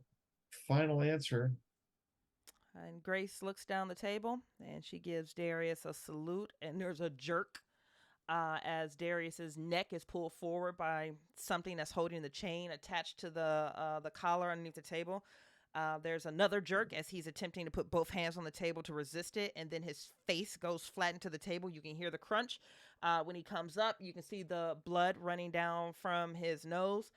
He goes, "No, wait!" And there's another thunk where his head hits again, and he looks glossy, and then he just slides back. Because remember, you're sitting on benches. There's no chair, but he just kind of slides back until he's caught, and then something slowly coils him underneath the table. The sounds that you hear underneath the table are horrifying. They are sounds that are going to stick on the inside of your unconsciousness for the end of time. There is ripping, there is tearing, there is splashing, there is sloshing. Darius is screaming, and you can't imagine anyone being in this type of pain for as long as he is, as the hands go into a frenzy, presumably tearing him apart from the inside out. And blood begins to run out from beneath the table. Everyone's stability drops by. It's going to be a 2-point drop for everyone. Apologies, because you guys are all going to lose one when you saw Siwoo disembowel a girl. Oh, okay. I just forgot So to mention it. I know I can't stand up. Am I able to slide underneath the table or no? Like I'm glued to the seat, correct? You are glued to the seat right now. Then Yeah. I'm gonna take one of those bones and stab it into the top of my hand. Woo. You take one of those bones and you stab it into the top of your hand. And go ahead and roll in endure injury. Oh boy. I don't know if our boy Arjun's gonna make it. Oh, that's yeah. So that's a 4. The injury is overwhelming. I choose if I'm knocked out, and you may choose to inflict a serious wound at that point, or I receive a critical wound, but I may continue to act.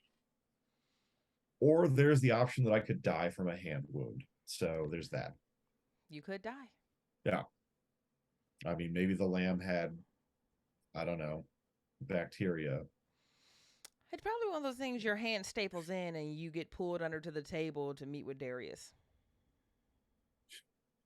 If you choose to die, because on this one, it's actually the player's choice, not mine. For now, I'm going to say that I'm knocked out. I think the pain, the idea was that I wanted to wake up from whatever this is, because it doesn't feel, there's too much irreality going on. Yeah. And so I need to wake up. And so, yeah, I think at this point I have now been knocked out from the pain. It's been a day.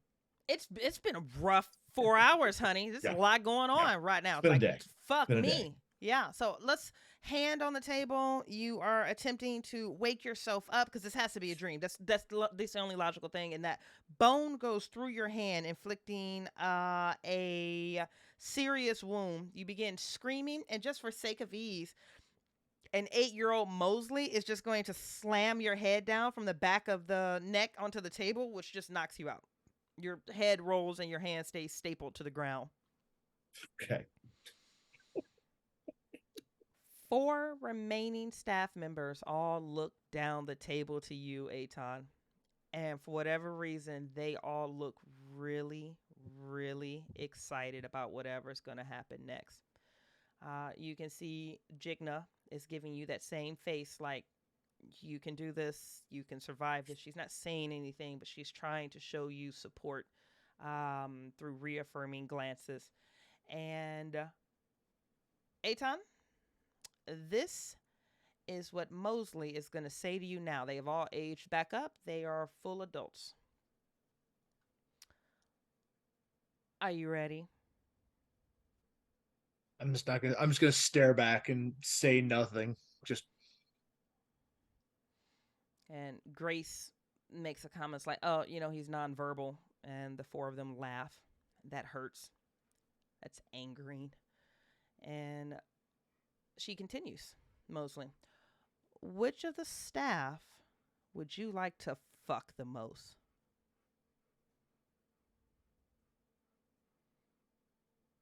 And it becomes very evident from that Aton is not gonna respond right away. He's gonna say under his breath, "What the fuck is wrong with you people?"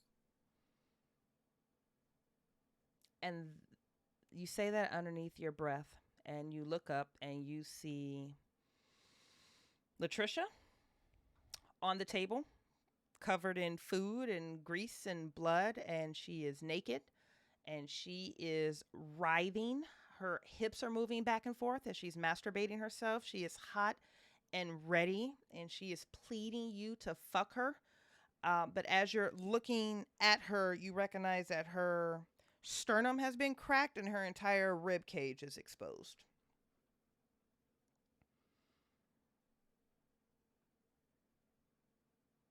Seeing that, Aton is gonna.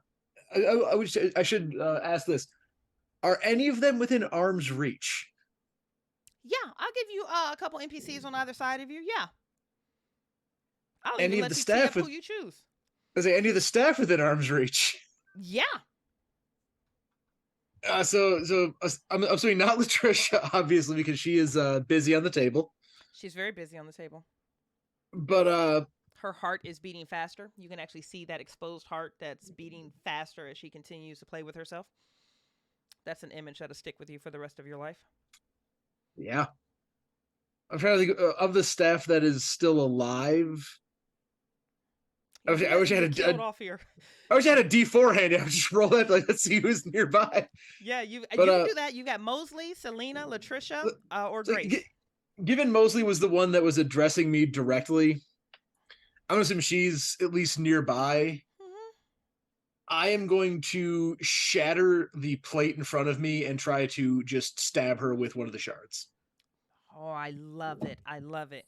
You go and you shatter the plate. It cracks. You're able to pull up the biggest shard, and you're aiming for Mosley? I'm assuming she's the closest one because she was the one who was asking me. I like it. So you're leaning towards, you're going towards Mosley, and you recognize that you must have been mistaken. It can't be Latricia on the table anymore. It was definitely Selena, which there's no way you could have mixed that up. But who's on the table right now is Selena. She is doing something similarly where she has her hips off of the floor. Her legs are spread. Or actually, let me correct that. Her hip is writhing around on the table. Her legs aren't spread because they have been amputated just above the knee on both legs, and they're bandaged up. They're currently bleeding. Her arms have been amputated on either side, right above the elbow, and they're currently bleeding. She's basically a torso with bloody bandages with an open mouth, also begging you to fuck her. Okay. But you're able to make a stab at Mosley. If you're just reaching over and just swinging at her. I'm just gonna smash and slash in one fell swoop. Okay. Smack, slash. You're over. You're bringing this shard over, and it's not that she stops your hand. It's not that your hand is stopped. It's that you have this pressing question that needs to be answered. Which of the staff do you want to fuck? It's like an internal question now. It's an internal question that is overriding your fight response because you need to. This is a question that has to be answered. Bridgett, if I come out of this with a new kink, I'm gonna be so fucking mad at you. No lie, I'm gonna be so mad. Oh, somebody needs to put that on the quote board on the Discord. Oh, Jesus. That is literally the laugh I need in this particular moment because my nervous system is in red right now. It is in red and stuck as shit. I needed that laugh. Thank you so much. I'm trying to stay in the moment, but holy shit, like, yeah. It's a question that needs to be answered, Aton. And so if it's like something is stopping this fight response, You're stopping this fight response. I am going to let go of the shard Okay. and just kind of like resignedly say, Grace. And Grace looks to you with faux flattery. And she says, time to roll off the table, Selena. Which Selena does. She rolls off of the table. And Grace crawls on all four onto the table and is looking at you dead in the face. And you are released from whatever this is that has glued you, stapled you, sewn you into the seat. And now there's pounding underneath the table. It is getting heavier and stronger, and the pleases are getting wilder and more manic. And Grace begins undressing for you in front of everybody.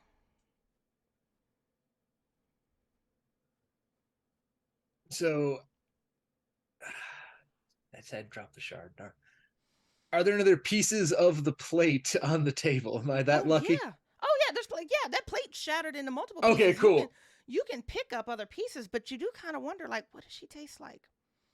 What does she sound like when she screams? So it is still scream? I got this compulsion to follow. Okay, I was gonna say try to, once I'm released, turn back to the violent Aton that everybody knows, but he'll get on the table. Okay. This urge, it's turning his stomach deep down, because in the back of his head he's almost just screaming, "I'm sorry, Natalia."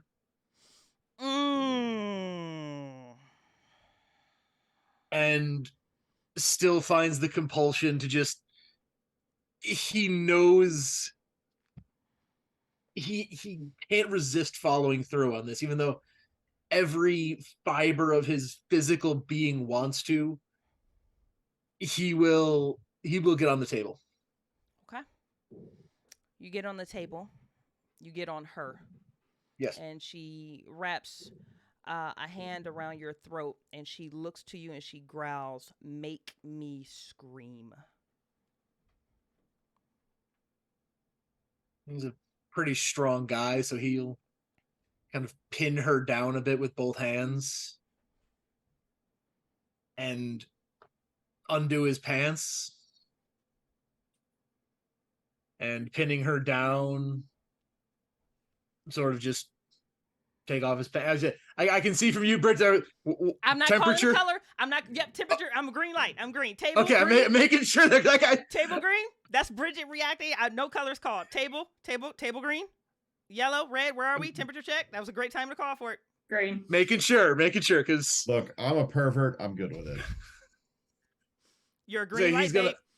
He will pin her down, sort of rip open his shirt, and start to undo his pants a bit while she is still on the table, assumedly writhing.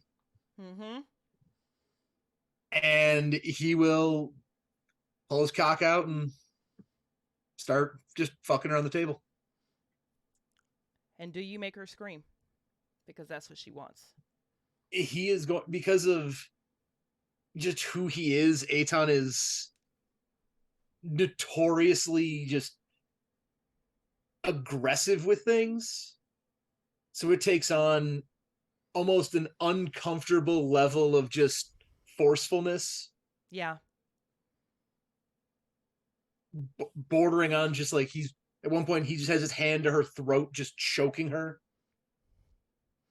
But he will do everything that he can to make her scream, mainly through just his sheer force, because that's what he knows. He only knows how to be aggressive. And you make her scream. She screams. You wondered what that sounded like, and it was worth it. This was a good decision. You make her scream until you notice that she can't scream anymore with the grip that you have on her throat. Her face is turning purple. You don't stop. Her eyes are rolling back. You don't stop. And you finish. You climax. And there's a silence that falls all over the table. And Jigna looks to the three of you, and you realize that the other 9 students aren't there anymore. You wonder if they were ever there at all. And the world seems so much more different from you guys. This is a very abrupt transition.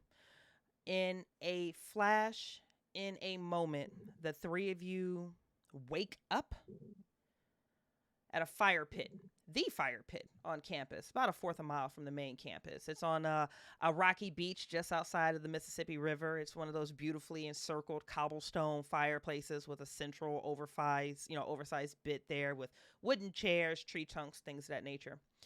This is where the three of you find yourselves. Eitan, your hand is against a tree. Your other hand is in your pants, working furiously. There's heavy snow falling around you. You look at your bare feet and they are turning blue. You are in your night clothes, a pair of boxers and a shirt. You can see your breath in the air as you're panting.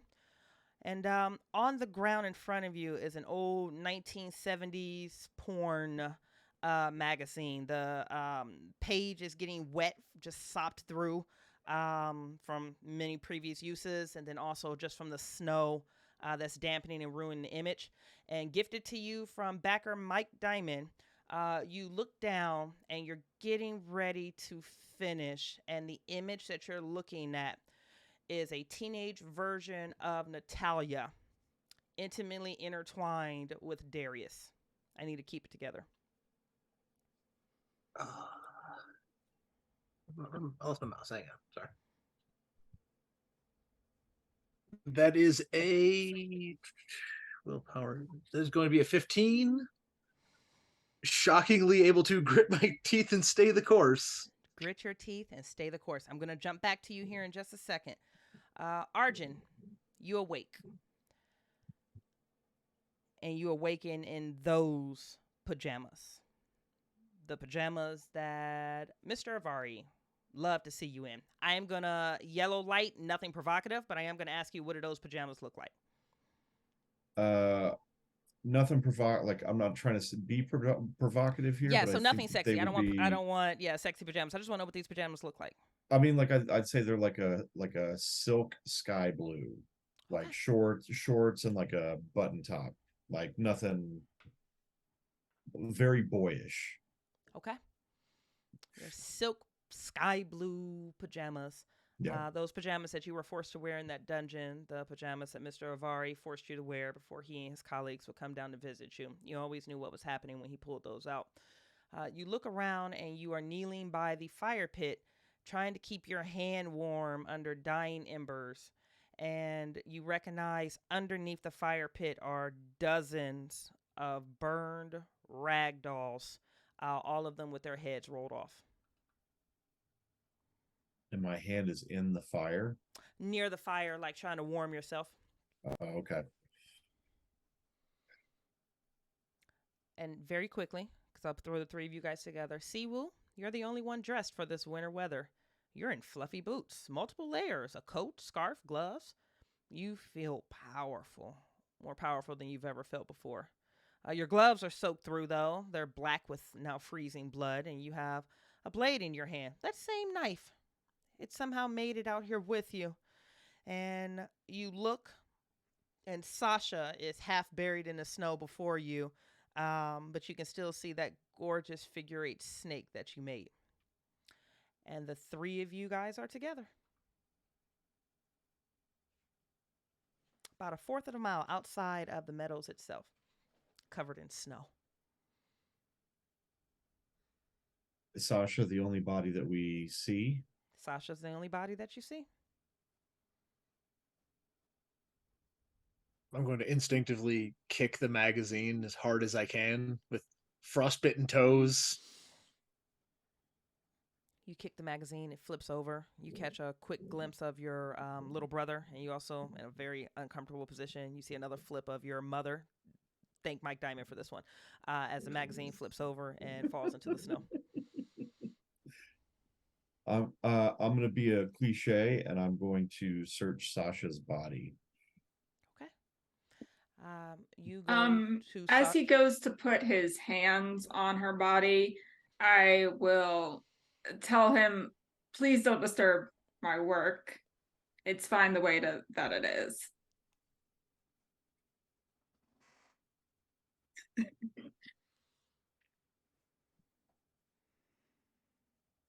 I'm pretty sure Arjun doesn't want any part of whatever that is, so he's going to step back. Okay. Okay. No problem. Thank you.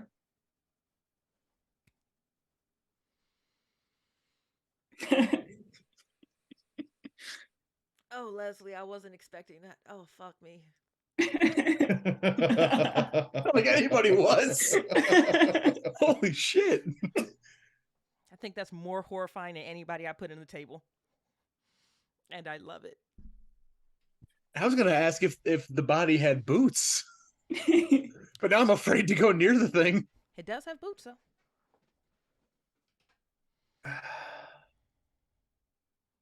Part of me wants to get boots because I can't feel my toes.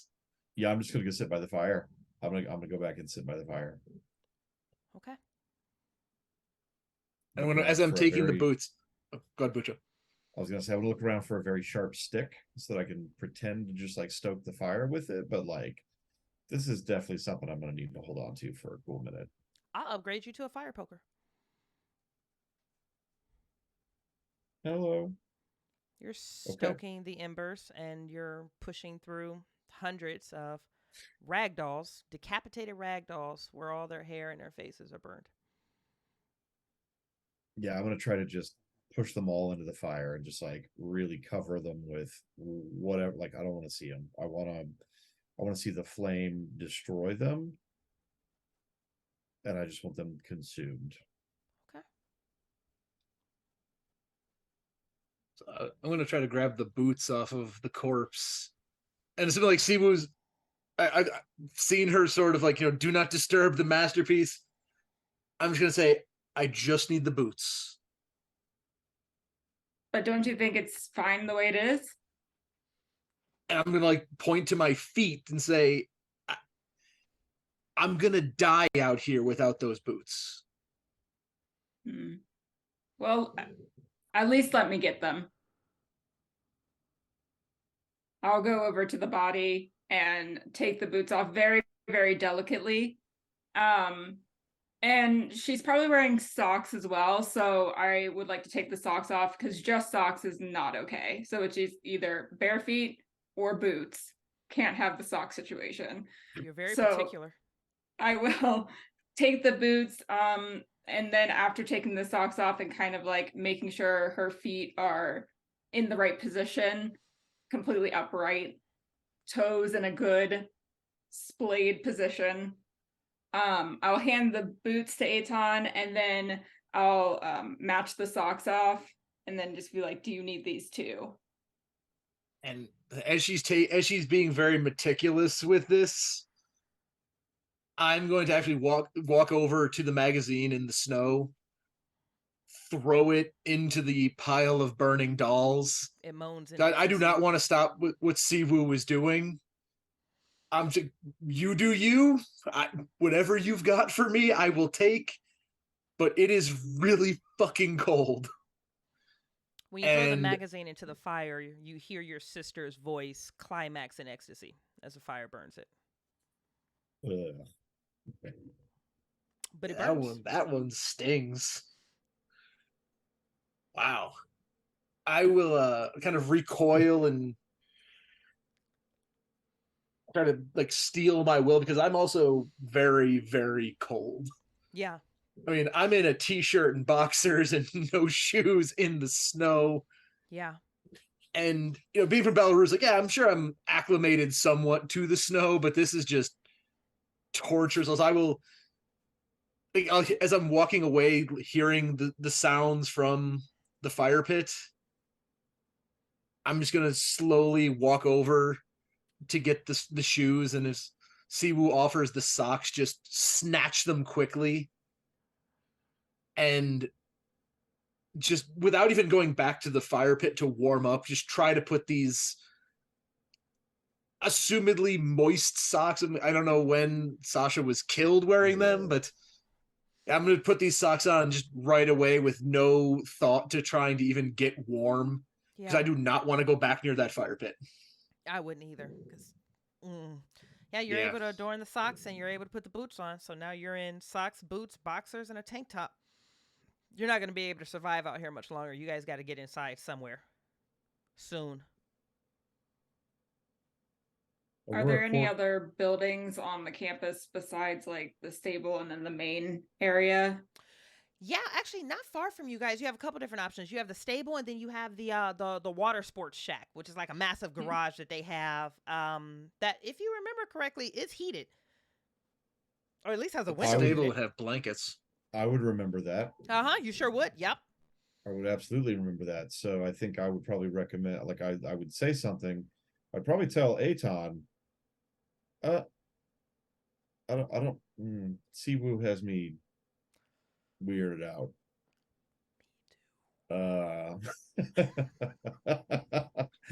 That's a good sign. Yeah. So guys, the pool house is heated. We could head that way if we need to. If you're done with Sasha. I'll lean down to the body and just make sure to wipe away some of the snow off of her, just to make sure that it's displayed well and everything's in its place. And then I'll get back up and said, yes, I think that's a very good idea. Let's head that way. Aton's already walking there. I think Arjun would follow his footsteps because he'd be able to see something. Like, he's barefoot, so he didn't want to step on sticks, rocks, whatever. Yeah. So I think he would follow in those footsteps, or as near as he could. Siwoo, you're the last to leave this particular scene, and I just have to ask, because you have Bridgett so weirded out despite everything that has happened. This is amazing. What is the expression on Sasha's face right now? What's the last expression you see on her face as you turn away and head towards the pool house? Peace. Like, I did her justice. Like, I did her good by doing this.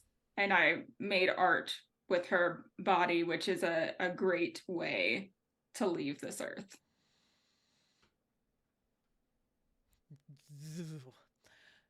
You guys make your way to the pool house, to the pool shed.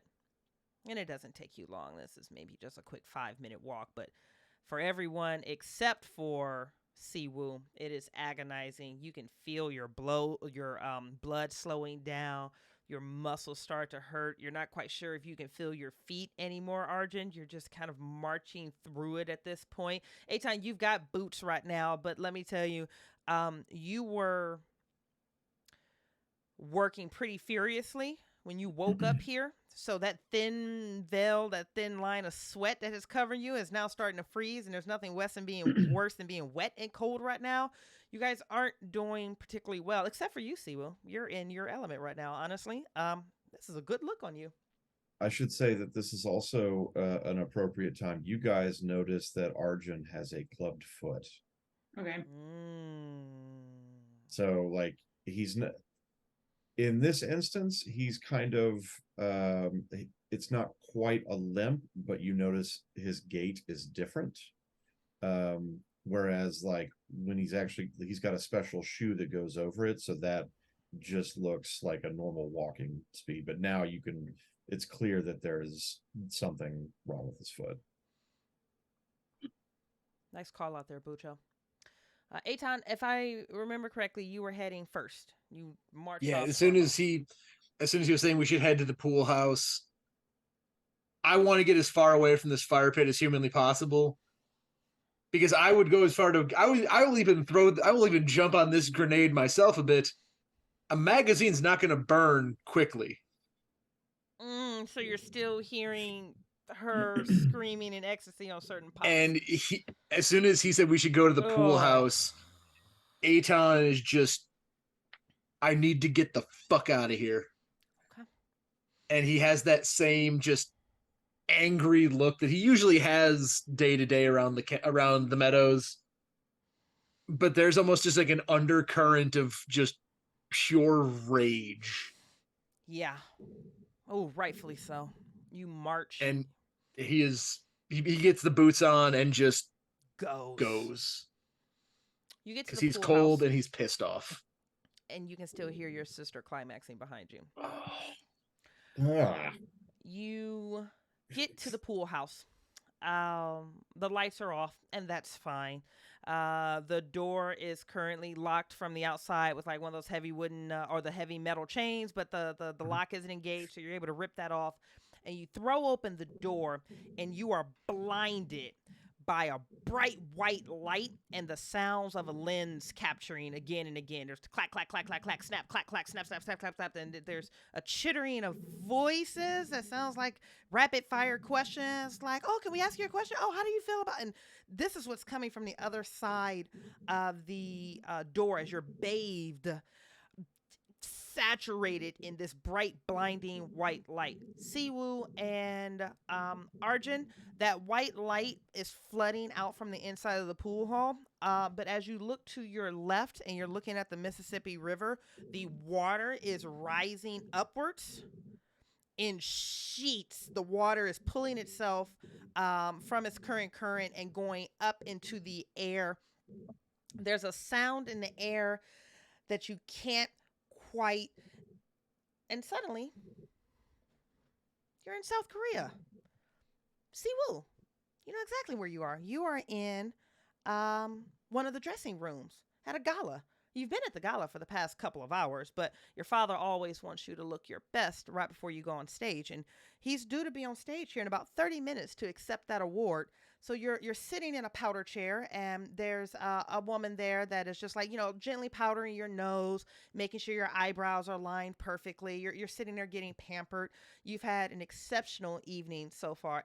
All of your father's colleagues are just fawning over how articulate you are and how well put together you are and all of your accomplishments. And you know that the chef's kiss of this evening is getting ready to happen.